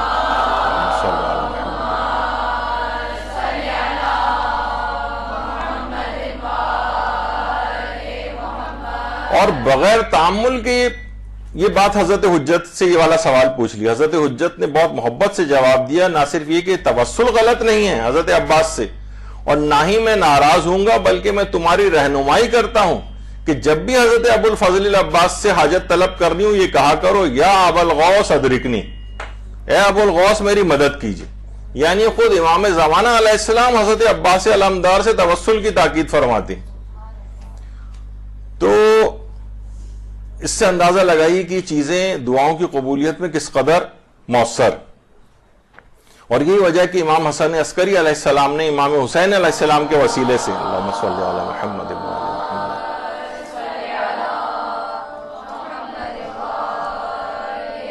دعا کا یہ سلیقہ یہ ہمیں سکھایا ہے. پروردگار میں تجھ سے اس نو مولود کا واسطہ دیتا ہوں جس کی ولادت سے پہلے اس کی شہادت کا وعدہ کیا گیا تھا، وعدہ ہوا تھا. وہ جس کی مصیبت پر اہل آسمان نے آسمان پر اور اہل زمین نے زمین پر گریہ کیا، حالانکہ اس نے ابھی زمین پر قدم بھی نہیں رکھا تھا. وہ جس کی شہادت گریہ و زاری کا باعث ہے، وہ بزرگ خاندان جو رجت کے وقت خدا کی نصرت سے کامیاب ہوگا، جس کی شہادت کی جزا کے طور پر ان کی نسل سے امامت اور ان کی تربت میں شفا رکھ دی گئی. تو امام حسن عسکری علیہ السلام نے تعلیم کی ہے کہ امام حسین سے توسل اختیار کیا جائے، اور بہت اچھے الفاظ جو خود معصورہ اس کے اندر آئے ہیں، بھی آگے چل کر ہم ذکر کریں گے کہ جن الفاظ میں آئمہ نے دعائیں کی ہیں وہ الفاظ وہاں سے اٹھا کر ان کو آپ دعاؤں کے سلسلے میں توسل کے وہ طریقے جو جن الفاظ میں جو توسل کیا گیا وہی اگر آپ کریں تو اور زیادہ بہتر ہوگا، اور اپنے الفاظ کے اندر بھی کر سکتے ہیں۔ تو یہ آپ نے وسیلے کے اعتبار سے گفتگو سنی، اور اس میں مزید بھی بہت گنجائش تھی لیکن اتنا وقت نہیں ہے۔ اس کے بعد اگلی جو چیز آتی ہے، اس میں جو شرط آتی ہے وہ ہے مرتکز ذہن کے ساتھ ڈوب کر دعا کی جائے، یعنی پوری کنسنٹریشن کے ساتھ دعا ہو، اور اپنی دعا کو آپ خود پوری فیل کریں، محسوس کریں۔ دیکھیے ہمارے ساتھ آج کل ایک چیز یہ بھی ہوگی، ہر چیز بہت سرسری انداز سے کرتے ہیں۔ اکثر جو ماہرین ہیں آج کل وہ عمومی جو زندگی ہوتی ہے اس میں بھی بات کرتے ہیں کہ مثلا اگر کوئی شخص جو ہے وہ ٹوتھ پیسٹ جو ہے وہ کر رہا ہے تو اس کا فوم بھی اپنے منہ میں محسوس کریں، چیزوں کو انجوائے بھی کرنا سیکھے انسان۔ تو اگر دعا کر رہا ہے تو اس کے اندر خود اپنی ایک روحانی انجوائمنٹ ہے، تو مرتکز ذہن کے ساتھ اور ڈوب کر اگر دعا کرے گا تو وہ زیادہ اثر پذیری رکھے گی، بنسبت اس کے کہ دماغوں میں خیالات اس کو ادھر ادھر اڑائے پھر رہے ہیں، اور وہ بس ایسی بس اوپری دل سے اور سرسری طور پر دعا کر رہا ہے۔ تو ایک شرط یہ ہے کہ مرتکز ذہن کے ساتھ یعنی کنسنٹریشن دیتے ہوئے ڈوب کر دعا کرے۔ دیکھیے جب بھی حضرت امیر المومنین علیہ السلام فرماتے ہیں اللہم صلی علی محمد وعلی محمد،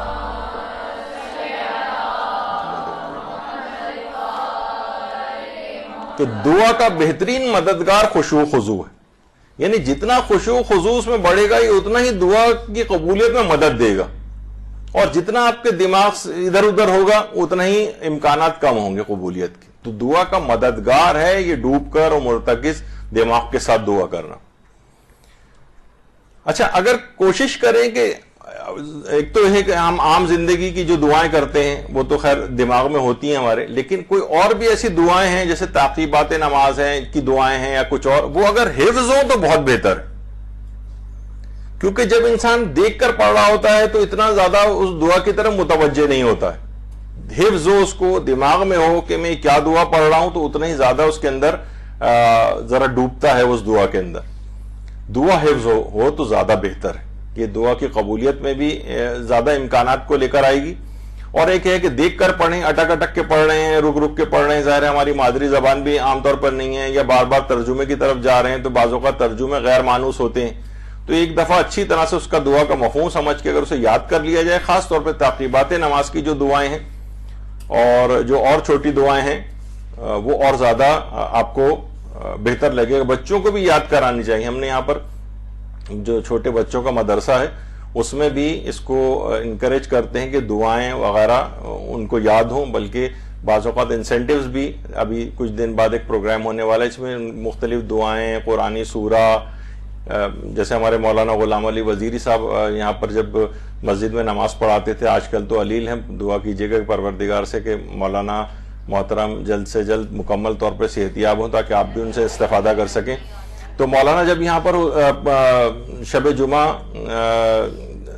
حدیث قصہ کی تلاوت کرتے تھے تو مولانا زبانی حدیث قصہ کی تلاوت کرتے ہیں، حفظ تھی ان کو، تو لوگ بڑے حیران ہوتے تھے کہ اور بہت اچھا لگتا تھا کہ بنسبت ہاتھ میں کوئی کتاب اٹھا کے پڑھے، تو مولانا نے اس ایک زمانے سے اس کو حفظ کیا ہوا ہے، تو دیکھنے میں اور محسوس ہوتا ہے۔ تو دعاؤں کے سلسلے میں کم سے کم جو چھوٹی دعائیں ہیں، سورہ کو بھی کوشش کرنا چاہیے کہ اس میں سلسلہ رکے نہیں، اور ایک ایک سورہ تو انسان کم سے کم چھوٹے چھوٹے سورے، مثلا یہ کہ جو آپ نے بچپن میں سورہ یاد کر رکھے ہیں، اس کے بعد سے جب سے صلاحیت آپ کی بڑھی اس کے بعد سے آپ نے مزید کوئی نیا سورہ یاد ہی نہیں کیا، حالانکہ یہ سورہ حفظ کرنے کا سلسلہ اب بھی جاری رہنا چاہیے۔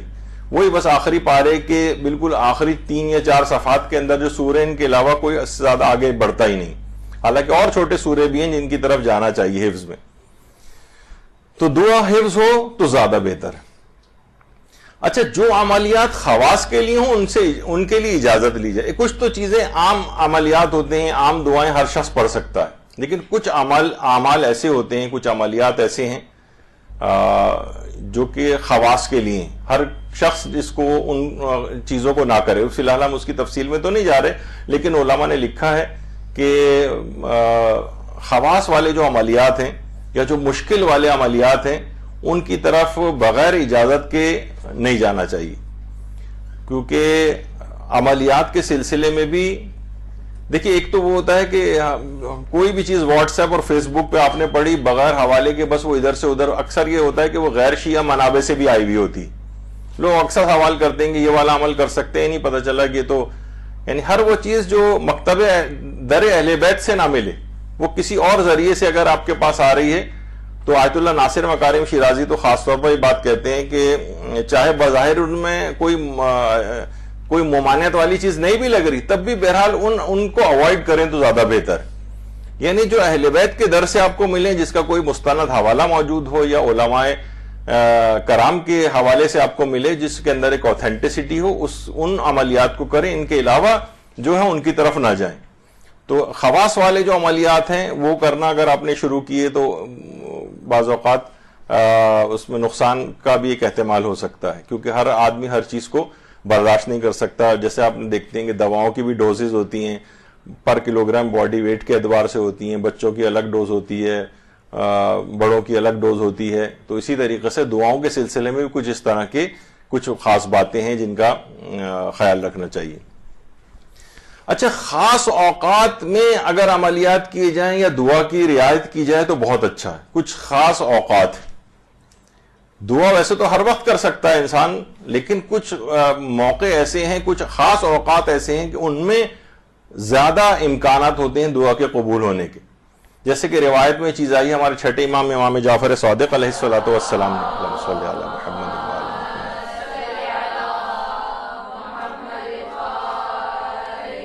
چار خصوصی اوقات بتائے ہیں. ایک تو ہے نماز شب کی جو آخری رکعت ہے, نماز وتر, اس میں دعا کا اگر کی جائے وہ ضرور قبول ہوتی ہے. فجر کی نماز کے بعد دعا, ظہر کی نماز کے بعد دعا, اور مغرب کی نماز کے بعد دعا.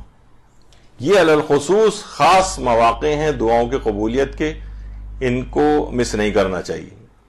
یہ چار اوقات ہوئے. اس کے علاوہ ایک اور خاص وقت ہے کہ خدا اپنے بندوں سے جنہیں وہ زیادہ دوست رکھتا ہے, کن افراد کو جو زیادہ دعائیں کرتے ہیں. امام فرماتے ہیں, پانچویں امام, کہ میں تمہیں وصیت کرتا ہوں کہ سحر کے وقت سے لے کر سورج نکلنے تک دعا کیا کرو, کیونکہ اس وقت آسمان کے دروازے کھول دیے جاتے ہیں اور لوگوں کا رزق تقسیم کیا جاتا ہے, ان کی بڑی بڑی حاجتیں پوری ہوتی ہیں. یہاں پر ہم دیکھتے ہیں کہ سب سے زیادہ جو میٹھی نیند کا جو ٹائم ہوتا ہے لوگوں کا وہ یہی والا ہوتا ہے. گن پوائنٹ پہ اگر اٹھ کے انہوں نے فجر کی نماز پڑھ بھی لی تو اس کے بعد بغیر کوئی تعقیبات یا دعا اور اس کے ایک دم سے بستر پہ دوبارہ گر کے بے ہوش ہو جاتے ہیں. تو وہ اہم ترین وقت جو ہوتا ہے سحر کا, یعنی فجر سے لے کر سورج نکلنے تک کا جو وقت ہوتا ہے, اس میں آسمان کے دروازے دعاؤں کی قبولیت کے لیے کھلے ہوتے ہیں اور رزق بھی اسی وقت تقسیم ہوتا ہے, جس پر ہمارے جوان اکثر جو کہ بے روزگاری اور اس کا شکار بھی ہوتے ہیں, اسی خاص رزق کے تقسیم ہونے کے وقت وہ سو رہے ہوتے ہیں. جو سوتا ہے وہ کھوتا ہے, وہ والا جانور والا نہیں جو یعنی کھونے والے معنوں میں. اچھا خیر, تو اس کے بعد ہے ایک اور چیز, وہ یہ ہے کہ علماء لکھتے ہیں کہ عملیات جو بھی آپ کریں ان کوشش کریں کہ وہ خالی پیٹ انجام دیں. ایک تو شاید اس کی وجہ یہ بھی ہو کہ پیٹ جتنا بھرا ہوا ہوگا اتنا ہی زیادہ آدمی پریشانی کے عالم میں ہوتا ہے, چیز ہضم نہیں ہو رہی ہے اور ڈکاریں آ رہی ہیں اور فلاں چیز ہو رہی ہے, یا مثلا زیادہ پیٹ بھرا ہوا ہے تو نیند کا غلبہ ہو رہا ہے, دعا میں کنسنٹریشن نہیں آ پا رہا ہے, جو عمل آپ انجام دے رہے ہیں اس کو دوائیاں لیتے ہوئے اور لاپرواہی والے طریقے سے انجام دے رہے ہیں. لیکن اگر پیٹ انسان کا خالی ہو تو خود بہت زیادہ بھرے پیٹ کی بھی مذمت آئی ہے, اور خالی پیٹ اگر ہے تو اس کی کنسنٹریشن بھی اس طرح کی چیزوں میں زیادہ ہوتی ہے. تو کوشش کریں کہ جس وقت بھی میں دعاؤں اور عملیات دونوں کو, کیونکہ بہت سارے عملیات بھی لوگ انجام دے رہے ہوتے ہیں, اس وجہ سے ہم نے دونوں کو آپس میں ملا دیا ہے. تو چاہے دعا کریں یا عملیات کریں, اگر خالی پیٹ ہو تو مناسب ہے. اچھا, پھر اس کے بعد علماء جو اس خاص فن کے ماہر ہیں دعاؤں کے اور عملیات کے, وہ کہتے ہیں کھانے یا لباس میں حیوانات کے اجزاء نہ ہوں. مثلا آپ نے لباس کوئی ایسا نہ پہنا ہو جو حیوانات کے اجزاء سے تیار شدہ ہو، چمڑے کی کوئی چیز پہنی ہوئی ہے، جیکٹ پہنی ہوئی ہے، کوئی اور بھی اس طرح کی چیز، یا کھانے میں بھی حیوانات کے اجزاء، مثلا گوشت زیادہ کھایا ہوا ہے، وہ فرماتے ہیں وہ تو ظاہر ہے ہر وقت آپ کوئی اس میں واجب و حرام والا مسئلہ نہیں ہے، لیکن یہ کہ قبولیت کے امکانات اور جو روحانیت کا جو لیول ہے وہ جانوروں کے، کہا جاتا ہے نا کہ اپنے پیٹوں کو جانوروں کو قبرستان نہ بناؤ، تو وہ انسان بہت زیادہ گوشت اور اس کی طرف اگر رغبت کرے تو کوشش کریں کہ ایسے جس وقت آپ وہ عملیات کر رہی ہوں یا کچھ خصوصی دعائیں کر رہی ہوں تو اس طرح کے کھانے یا جسم پر ایسی کوئی چیز نہ ہو جو جانوروں کے اجزاء پر مشتمل ہو. لیکن اگر بہرحال دعا تو ہر وقت کرنی چاہیے، اس میں اگر کبھی نہیں بھی ہے آپ کے پاس یہ امکانات اور آپ نے گوشت کھائے ہوا تو بہرحال دعا سے تو روگردانی نہیں کرنی چاہیے. لیکن بہرحال جو اس فن کے ماہرین ہیں انہوں نے یہ بات لکھی، پیاز اور لہسن کا استعمال نہ کیا جائے. مثلا منہ سے پیاز اور لہسن کی بو آ رہی ہے اور اسی میں آپ دعائیں کر رہی ہیں تو بہرحال دعا تو کی جا سکتی ہے، لیکن بہرحال یہ کہ علماء فرماتے ہیں کہ بہتر یہ ہے کہ ان چیزوں کا استعمال اس وقت نہ ہو.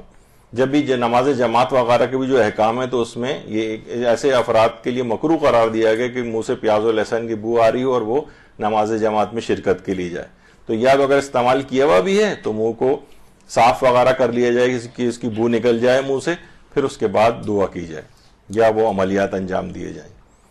اسی طرح سے علماء فرماتے ہیں کہ خوشبو کا استعمال کیا جائے.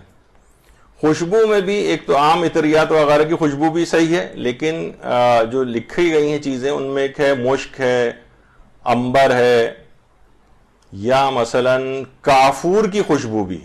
اچھا لوگ کہتے ہیں بھائی کافور یہ تو مردوں والی خوشبو ہے، تو بہرحال کافور کی خوشبو اس کا بھی اگر استعمال ہو تو یہ بھی علماء نے اس کو لکھا ہے. خوشبو کا استعمال کیا جائے جس وقت دعا انسان کرے یا کچھ عملیات کو انجام دے. اسی طرح سے دعا یا تعویذ لکھتے وقت 4 زانوں قبلہ رخ بیٹھے، یعنی اگر وہ دعا لکھ رہا ہے یا دعا کر بھی رہا ہے تو وہ قبلہ رخ ہو جائے. کہا یہ جاتا ہے کہ بھئی دیکھیے جس طریقے سے آپ نے دیکھا ہوگا کہ ریڈیو اس کی سوئی اس وقت تک تھرکتی رہتی ہے، مثلا اگر آپ اس کا صحیح اس کو ریڈیو کو اپنے صحیح جو اس کی سوئی ہے اس پہ لے کے آئیں تو پھر سگنل اچانک سے آنے شروع ہو جاتے ہیں. اسی طریقے سے انسان اگر قبلہ رخ ہو کر دعا کرے، جیسے کہا جاتا ہے کہ عام طور پر اگر مطالعہ بھی آپ کو کرنا ہے تو اگر ممکن ہو اس بات کے امکانات ہوں کہ قبلہ رخ بیٹھ سکے تو آپ کے ذہن نشین کرنے کی اور مفاہیم کو سمجھنے کی صلاحیت اور بڑھ جاتی. قبلہ رخ ہونے کے اندر کافی برکتیں، بلکہ بہت سے علماء حضرات جب بھی اس کے امکانات ہوتے ہیں عام طور پر بھی اگر کبھی بیٹھیں اور اس بات یعنی ایسا کوئی مشکل اس میں نہ ہو تو وہ قبلہ رخ ہو کر بیٹھ جاتے ہیں. یعنی بہرحال یہ کہ قبلہ رخ ہونے میں لیکن وہ والی چیز نہ ہو کہ جو عام طور پہ کہی جاتی ہے کیلے کو سڑنے سے بچانا ہے تو اس کو قبلہ رخ کر دیا جائے، وہ والی نہیں جو ٹی وی وغیرہ پہ آپ دیکھتے ہیں. تو بہرحال لیکن عمومی طور پر دعا یا تعویذ اگر انسان لکھ رہا ہے تو 4 زانوں، ایک 2 زانوں تو وہ ہوتا ہے جو کہ آپ تشہد میں بیٹھتے ہیں اس طرح سے، لیکن دعا یا تعویذ لکھتے وقت کہا جاتا ہے کہ 4 زانوں بیٹھے اور قبلہ رخ بیٹھے، اور دعا بھی قبلہ رخ ہو کر ہی اگر مانگے تو اس کی انشاءاللہ اثر پذیری جو ہے وہ اور زیادہ ہوگی. 4 زانوں جس طریقے سے آپ آلتی پالتی مار کے جو کھانا وانا اس طرح کھانے کے لیے بیٹھتے ہیں وہ اس کو 4 زانوں کہتے ہیں. 2 زانوں اس طرح تشہد میں بیٹھتے ہیں. اچھا اب دیکھیے بہت ساری چیزیں ایسی ہیں کہ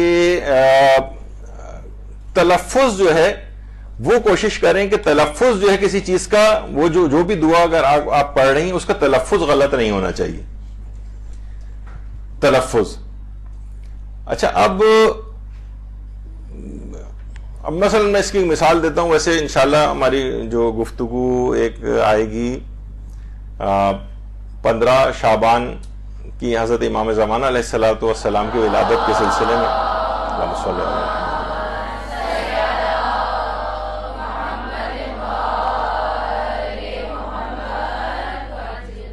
اس میں بھی یہ بات آئے گی. بہرحال یہ ہے کہ مثلا آپ کہتی ہیں کہ اللہم عجل لولیک الفرج، عین سے ہے عجل کہ ان کی جلد ان کا ظہور ہو جائے.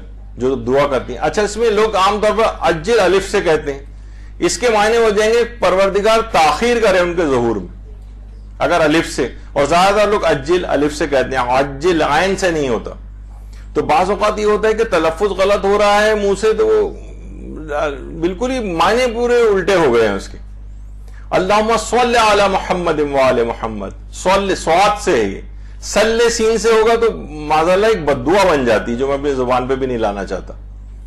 تو بہرحال یہ الفاظ ایسے ہیں کہ جو آپ کو پتا ہے کہ ایک نقطے کے فرق سے انسان محرم سے مجرم بن جاتا ہے. ٹھیک ہے, دعا جو ہے وہ دغا بن جاتی ہے, یعنی صرف ایک نقطے کا ہی تو فرق ہوا لیکن پورے معنی بدل گئے. جیسے لوگ صحیح تلفظ نہیں آ رہا ہے, مثلا قلب کہنا چاہتے ہیں اسے قلب کہہ رہے ہیں, قلب معنی دل اور قلب جو ہے کتے وہ کہتے ہیں مثلا. تو اپنے تلفظ کو بہتر کرنا چاہیے. اسی طریقے جیسے سین ہے صاد ہے, اس کا فرق ہونا چاہیے. غاد, غوئے, زال, زے, یہ ملتے جلتے الفاظ ہیں لیکن دعاؤں کے اندر اس کے جو فرق کو سمجھنا چاہیے. تے اور توئے کا ایک فرق ہوتا ہے. تو اس طرح سے بہت سارے چیزیں ہیں کہ جن کا صحیح تلفظ اگر دعاؤں کے سلسلے میں نہیں تو پورے یعنی منہ سے جو انسان نکال رہا ہے وہی پورے غلط الفاظ نکال رہا ہے. تو پتہ نہیں کہ وہ قبولیت پروردگار تو خیر دلوں کی چیز دیکھ رہا ہوتا ہے, لیکن کم سے کم اپنی ذاتی کوئی غلطی جس کے اندر خود اپنا قصور ہو ایسے الفاظ جو ہیں استعمال نہیں کرنے چاہیے. اچھا اسی طرح سے جیسے قرآن کے اندر بھی ہے کہ وَإِذَا ابْتَلَىٰ إِبْرَاهِيمَ رَبُّهُ, آواز پھر غائب ہو گئی اس کی, کہ پروردگار نے چند احکامات کے ذریعے ابراہیم کو آزمایا. وَإِذَا ابْتَلَىٰ إِبْرَاهِيمَ رَبُّهُ, ابراہیم ربہ. اچھا اس میں اگر آپ زبر کو پیش کر دیں, پیش کو زبر کر دیں اور ابراہیم ربہ کر دیں تو یہ ہو جائے گا کہ ابراہیم نے اللہ کو چند احکامات میں آزمایا, پورے ہی معنی الٹے ہو جائیں گے. تو زیر و زبر کی بھی اس لحاظ سے غلطیاں نہیں ہونی چاہیے. تو بہرحال تلفظ کی اس لحاظ سے غلطی نہ ہو. آپ دیکھ لیں کہ جو بھی آپ دعا پڑھ رہی ہیں وہ اچھی طرح سے کہ میں صحیح الفاظ اور اس کے ساتھ پڑھ رہی ہوں تاکہ غلطی نہ ہو, تو اس کی اثر پذیری اور بڑھ جائے گی. لکھنے میں بھی غلطیاں نہ ہوں. اچھا ایک چیز تو بہرحال ہے کہ کبھی بھی کہا جاتا ہے کہ فلاں سورہ لکھیں تو لوگ کہتے ہیں بھائی ہمیں تو غلطیاں ہو سکتی ہیں. یعنی کوئی مومن یا مومنہ سے کتنی بعید ہے کہ وہ قرآن کا ایک سورہ بھی صحیح نہ لکھ سکے. یعنی کتنی محرومی کی بات ہے. ایسا خوف اور ڈر کا آپ کو کیا کرنا ہے, اپنی صلاحیت بڑھاتے کیوں نہیں کہ کوئی. دیکھیں پہلے تو اور بتا دوں کہ دعاؤں میں یا قرآنی آیات کے سلسلے میں اعراب لگانے یہ ضروری نہیں ہوتے. فرشتوں کو بھی پتا ہے, یہ تو ہمارے پڑھنے اور اس کے لحاظ سے چیز ہوتی ہیں, تو لوگ اکثر اعراب اوپر نیچے نہ ہو جائیں اس وجہ سے شاید لوگ ڈر رہے ہوتے.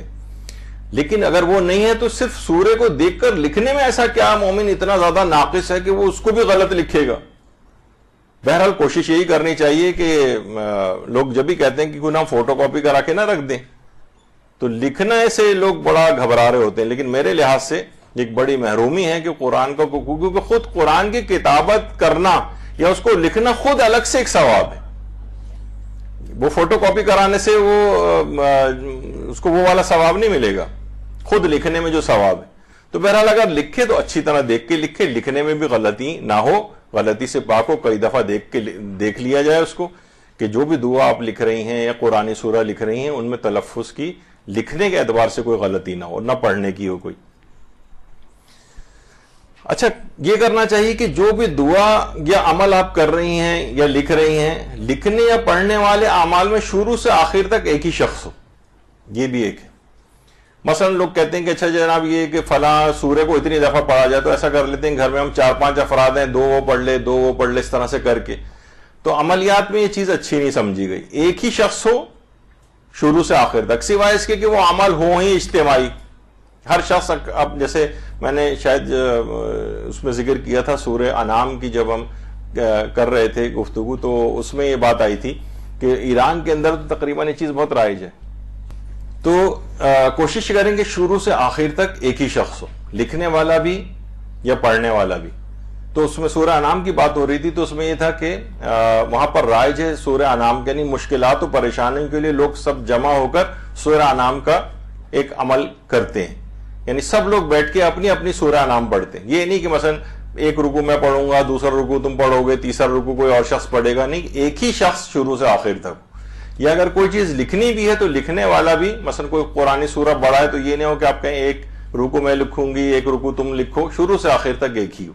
تو خیر یہ متعدد بھی ہو سکتے ہیں اگر اس کا امکان نہ ہو, لیکن علماء یہ فرماتے ہیں کہ جنہوں نے اس موضوع پر کام کیا ہے کہ لکھنے والا اور اعمال میں پڑھنے والی چیزوں میں شروع سے آخر تک ایک ہی شخص ہونا چاہیے.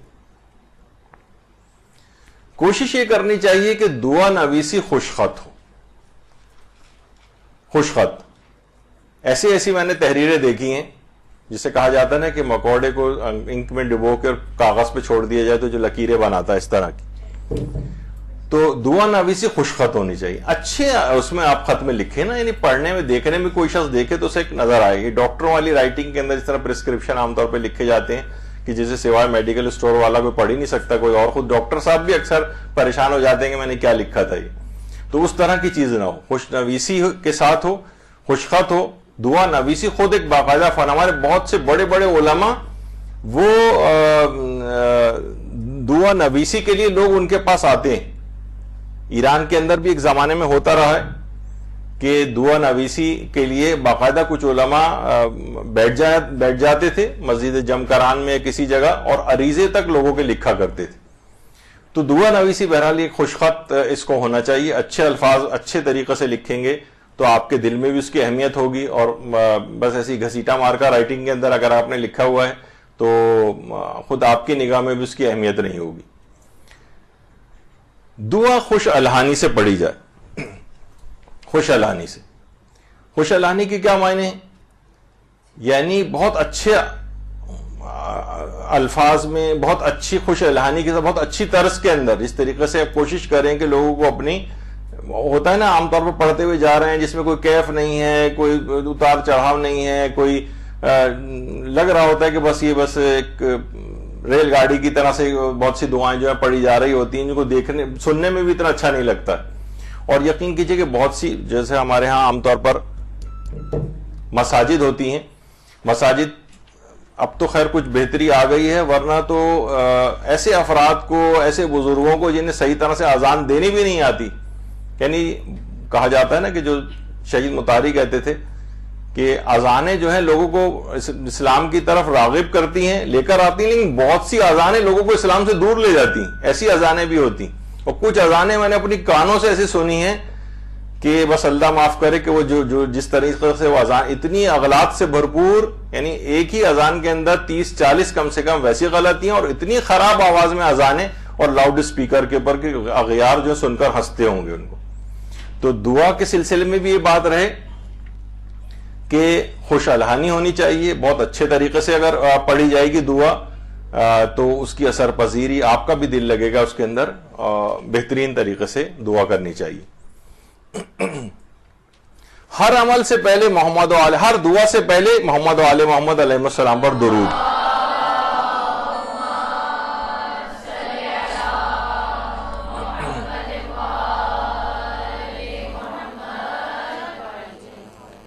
کیونکہ دعا کے ساتھ دیکھیے درود کا اضافہ ضرور کرنا ہے. ہمارے چھٹے امام جعفر صادق علیہ السلام فرماتے ہیں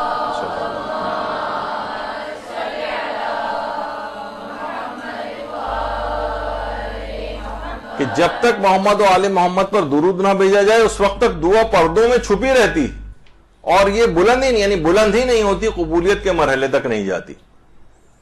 تو ہمیشہ اول و آخر میں اس انداز سے درود رہنا چاہیے. اور جب بھی ہمارے چھٹے امام یہ بھی فرماتے ہیں کہ جسے اللہ سے کوئی حاجت درپیش ہو اسے چاہیے کہ پہلے وہ محمد و آل محمد پر درود بھیجے, پھر اپنی حاجت بیان کرے, آخر میں پھر درود پر ہی دعا کا اختتام کرے, کیونکہ اللہ کی شان اس بات سے بہت بالا تر ہے کہ دعا کے اول و آخر کو تو قبول کر لے اور درمیانے حصے کو چھوڑ دے. اللہم صلی علی محمد و آل محمد.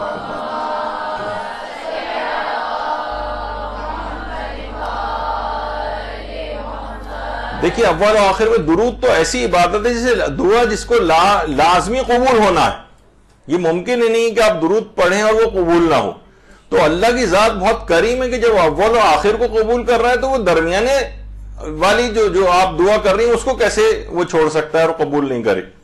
امام فرماتے ہیں جب محمد و آل محمد پر درود بھیجا جائے تو اس کے آگے پھر کوئی رکاوٹ نہیں ہوتی اور لازمی اسے قبول ہونا ہوتا ہے۔ اسی طرح سے پیغمبر اکرم یہ بات ارشاد فرماتے ہیں، اللہم صلی علی محمد و آل محمد،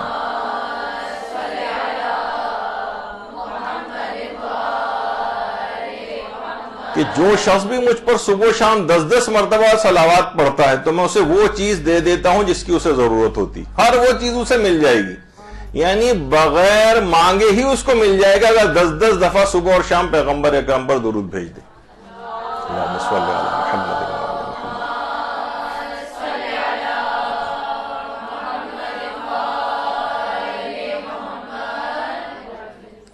اور جمعے کے روز خاص طور پر یہ بات کہی گئی ہے کہ روز جمعہ کا اگر کوئی شخص یہ والا درود پڑھے، اللہم صلی علی محمد و آل محمد وعجل فرجہم، 100 دفعہ اگر پڑھے گا تو اللہ اس کی 60 حاجات پوری کرے گا، 30 حاجات دنیا کی اور 30 حاجات آخرت کی برائیں گی۔ 60 حاجات ایسی، یا صرف ایک تسبیح درود پڑھنی ہے اور پروردگار لازمی اس کی اس دعا کو قبول کر لے گا۔ روز جمعہ اس کو یاد رکھنا چاہیے۔ اور پیغمبر فرماتے ہیں کہ تمہارا مجھ پر درود بھیجنا تمہاری دعاؤں کی قبولیت کا باعث ہے اور تمہارے اعمال کے پاکیزہ ہونے کا سبب ہے۔ اللہم صلی علی محمد و آل محمد۔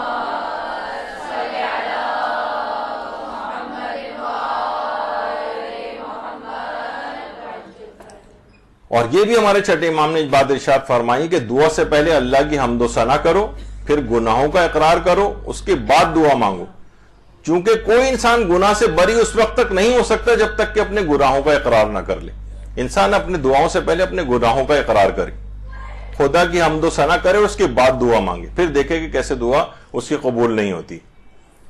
اسی طرح سے کچھ چیزوں کا خیال دعا سے پہلے رکھنا ہے، جس میں ہمارے 7ویں امام جملے ارشاد فرماتے ہیں کہ جس نے خدا کی ثنا اور رسول پر درود سے قبل دعا کی وہ اس شخص کی مانند ہے جو وتر یعنی ڈوری کے بغیر کمان کھینچ لے، یعنی کچھ فائدہ ہی نہیں ہوگا، کوئی ڈوری نہیں ہے، کمان کو کھینچ رہا ہے، تیر آگے جائے گا ہی نہیں جب تک کہ خدا کی ثنا اور رسول اللہ پر یعنی محمد رسول اللہ اور ان کی آل پر درود نہ پڑے۔ یعنی اگر یہ کرے گا تو پھر تیر صحیح ہدف پہ جا کر نشانے پہ لگے گا، ورنہ اگر ان چیزوں کا اس نے خیال نہیں کیا تو یہ دعا آگے بڑھے گی نہیں، وہیں پر ہی رہے گی، قبولیت کے درجے پر نہیں جائے گی۔ یہ ہمیشہ اس کا خیال رکھنا چاہیے۔ اور یہ بھی ہمارے چھٹے امام فرماتے ہیں کہ بندے کو جب اللہ سے کوئی حاجت درپیش ہوتی ہے تو پھر اس کو خدا کی حمد و ثنا محمد و آل محمد پر درود کے ساتھ اس سے مانگنا شروع کرتے ہوئے وہ اس قدر ثنا و صلوات میں مصروف ہو جاتا ہے کہ اپنی حاجت ہی طلب کرنا بھول جاتا ہے، تو خدا اس کی حاجت کو اس کے سوال کرنے سے پہلے ہی پورا کر دیتا۔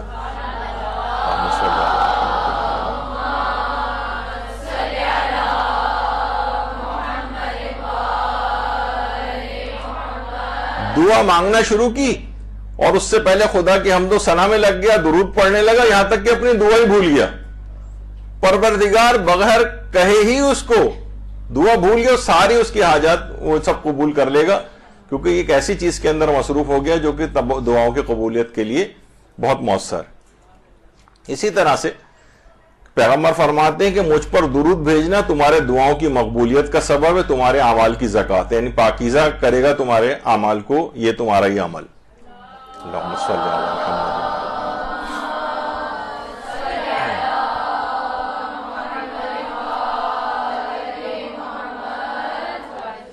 تو یہ مسلسل یہ روایات کے اندر یہ چیزیں آئیں۔ اچھا، جو بھی اعمال کریں، اذکار کریں اور دعائیں کریں، اس سے پہلے استغفار بھی کرنا چاہیے، استغفار کرے انسان۔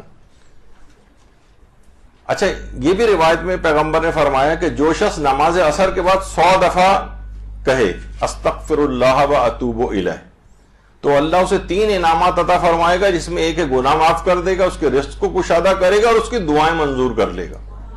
یعنی عصر کے بعد 100 مرتبہ استغفر اللہ و اتوب الیہ، یہ اگر کوئی شخص کہے۔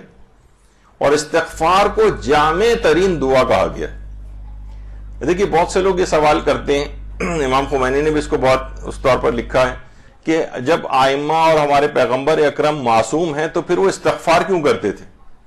پیغمبر ایک ایک وقت میں 70 دفعہ استغفار کرتے تھے، آپ اگر تو یہ پھر کس چیز کا استغفار کرتے تھے؟ اس کے بہت سارے جواب ہیں، اس میں سے صرف ایک ابھی میں جواب دوں گا، وہ یہ کہ استغفار کرنا بذات خود ایک عبادت ہے، اس کا تعلق گناہ سے بھی نہیں ہے. یعنی آپ جب اس وقت آپ کہتے ہیں استغفر اللہ و اتوب الیہ، مثلا کوئی شخص نے بالکل سچی توبہ کر لی اور اس کے بعد جو ہے وہ ابھی کوئی گناہ اس کے ذمہ نہیں، کوئی نیا گناہ بھی اس نے نہیں کیا ہے، تب بھی اس کے لیے استغفار کرنا مستحب ہے، کیونکہ استغفار کرنا بذات خود ایک عبادت ہے. اب یہ جو ائمہ اطہار یا پیغمبر اکرم جو استغفار کرتے تھے وہ بعنوان دعا کرتے تھے. ظاہر ہے کہ جو مقام عصمت پہ فائز ہو وہ کسی گناہ کے سلسلے میں تو استغفار نہیں کرے گا، تو یہ خود ایک دعا ہے، اور دعا کرنے کی بہرحال تاکید آئی ہے. تو استغفار بذات خود بھی ایک دعا، جب بھی استغفار کو جامع ترین دعا بھی کہا گیا، جامع ترین دعا ہے. اور استغفار گناہوں کو مٹا دیتا ہے، اور یہ چھٹے امام نے فرمایا کہ یقین جان لو کہ استغفار جامع ترین دعا ہے. یعنی اگر یہ آپ نے دعا کر لی تو اس سے بہتر اتنی جامع کوئی دعا ہی نہیں. یعنی اس کے بعد شاید اگر آپ کوئی دعا اپنی کرنی بھول بھی جائیں یا تو پروردگار بغیر کہے ہی، جیسے کہا جاتا ہے کہ سحر کے وقت استغفار کرنا، یعنی انسان اگر وقت سحر استغفار کرے تو خواہ اس کی جو شرائط کو پورا نہ بھی کرے تب بھی وہ اس کا استغفار قبول ہو جاتا ہے. یعنی ہوتا ہے نا کہ بہت دیکھیں استغفار کی بھی شرطیں ہیں، لیکن سحر کے وقت استغفار بغیر شرط و شرائط کے بھی استغفار کو قبول کروا دیتا ہے. تو بہرحال خود استغفار کے اندر تو ہمیشہ اپنے سب سے پہلے وہ اپنے سے پہلے سنا تھا نا، پروردگار میں ان گناہوں کو معاف کر دی تو قبولیت دعا میں رکاوٹ بنتے ہیں. استغفار کرنے سے وہ تمام موانعات برطرف ہو جائیں گے، وہ گناہ معاف ہو جائیں گے جو قبولیت دعا میں رکاوٹ بن رہے ہیں. اب آسانی کے ساتھ آپ کی دعا قبول ہوگی. تو یہ ایک بہت اہم ہے. اچھا پھر ایک چیز اور بھی ہے، ویسے تو دیکھیے ہر وقت دعا انسان کر سکتا ہے، اس میں میں کوئی فقہی مسئلہ نہیں بتا رہا ہوں، لیکن جو علماء ہیں اس کے وہ کہتے ہیں کہ ایام نحس میں کے علاوہ دعائیں کریں. یعنی اگر آپ کو کوئی خاص دعائیں ہیں تو ایام نحس کے علاوہ. اچھا یہ جو تاریخیں ہیں یہ اکثر ہمارے فقہاء نے نکاح کے لیے بھی جن قمری تاریخوں کو میں نکاح کو مکروہ قرار دیا ہے ان میں قمری مہینے کی 3، 5، 13، 16، 21، 24 اور 25 تاریخیں. ان کوشش کریں کہ اگر کبھی کوئی نکاح وغیرہ رکھنا ہو، یہ اگرچہ سارے مجتہدین اس کی کراہیت کے قائل نہیں ہیں، لیکن پھر بھی بہرحال اس کا تعلق اخروی اس سے نہیں بلکہ عام دنیاوی جو ان کی زندگی گزرے گی اس میں یہ کہیں اثر پذیری نہ رکھتے ہوں. یعنی جو یہ نکاح کے لیے اس طرح کی تاریخیں کہ جس میں بعض مجتہدین نے اس کو ان تاریخوں کو لکھا ہے کہ 3، 5، 13، 16، 21، 24، 25، یا مثلا قمر در اقرب میں نکاح نہ کیا جائے یا شب بدھ نکاح نہ ہو. اگر بہت ہی کوئی خاص طور پر قمر در اقرب وغیرہ کا اگر کوئی مسئلہ ہے تو اس میں تو حتی الامکان کوشش کریں کہ نکاح اس تاریخوں میں نہ ہو جس میں قمر در اقرب ہے. لیکن بہرحال اگر کوئی بہت ہی مجبوری ہو جائے تو بہرحال صدقہ دے کر، یعنی اب تاریخ تبدیل نہیں ہو سکتی، بہت مجبوری ہو گئی ہے، تاریخ رکھی جا چکی ہے، ان کا خیال نہیں کیا گیا، تو صدقہ دے کر بہرحال نکاح وغیرہ رکھا جا سکتا ہے. لیکن یہ کہ کوشش یہ کریں کہ اگر اوائڈ کر سکیں تو ان میں دعاؤں کے سلسلے میں بعض کہتے ہیں کہ ایام نحسہ میں جو ہے، ویسے نحوست ایام کا ایک خاص ایک الگ کانسیپٹ ہے، لوگ عام طور پر اس کو نہیں سمجھتے ہیں. اس پر یہاں پر کئی دروس مدرسے میں ایام کی نحوست کے موضوع پر ہو چکے ہیں. اس کا کہ صحیح مفہوم کیا ہے، اس کا جو لوگوں کے دماغوں میں عام طور پر ہوتا ہے شاید وہ اس سے ہٹ کر ہو. لیکن بہرحال کچھ تاریخیں ایسی ہیں جن کے اندر نحوست قرار دی گئی ہے، بلکہ کچھ اوائڈ کرنے کو کہا ہے کچھ اعمال کو، جس میں نکاح بھی ہے. اور بہت سے عملیات کے ماہرین کہتے ہیں کہ کچھ خاص اعمال اگر آپ کو کرنے ہیں تو ان تاریخوں میں، یعنی 3، 5، 13، 16، 21، 24، 25 میں نہ کریں. کوشش یہ کریں جو دعائیں لکھنے والی ان میں ہے کہ ان کو اگر مرکب، ویسے تو لکھی کسی بھی طرح سے جا سکتی ہیں، لیکن کہتے ہیں کہ کچھ دعاؤں میں ہے کہ مشک و عنبر اس میں ملا لیا جائے اس انک میں جس میں آپ لکھ رہی ہیں. جیسے زعفران سے اگر آپ نے وہ پانی بنایا ہے تو آپ اس میں اگر مشک و عنبر ملا دیں، بارش کا پانی ملا دیں، زمزم ملا دیں. کچھ علماء جو ہیں وہ اس کے بھی قائل ہیں گلاب کے. تو بہرحال چلیں اب یہاں پر ہم گفتگو کو اپنی روکتے ہیں. انشاءاللہ ابھی تو کافی چیزیں اس کے اندر باقی ہیں. پھر انشاءاللہ ہم اس کو اگلی نشستوں کے اندر مکمل کریں گے. وصلی اللہ علی محمد وآلہ الطیبین الطاہرین.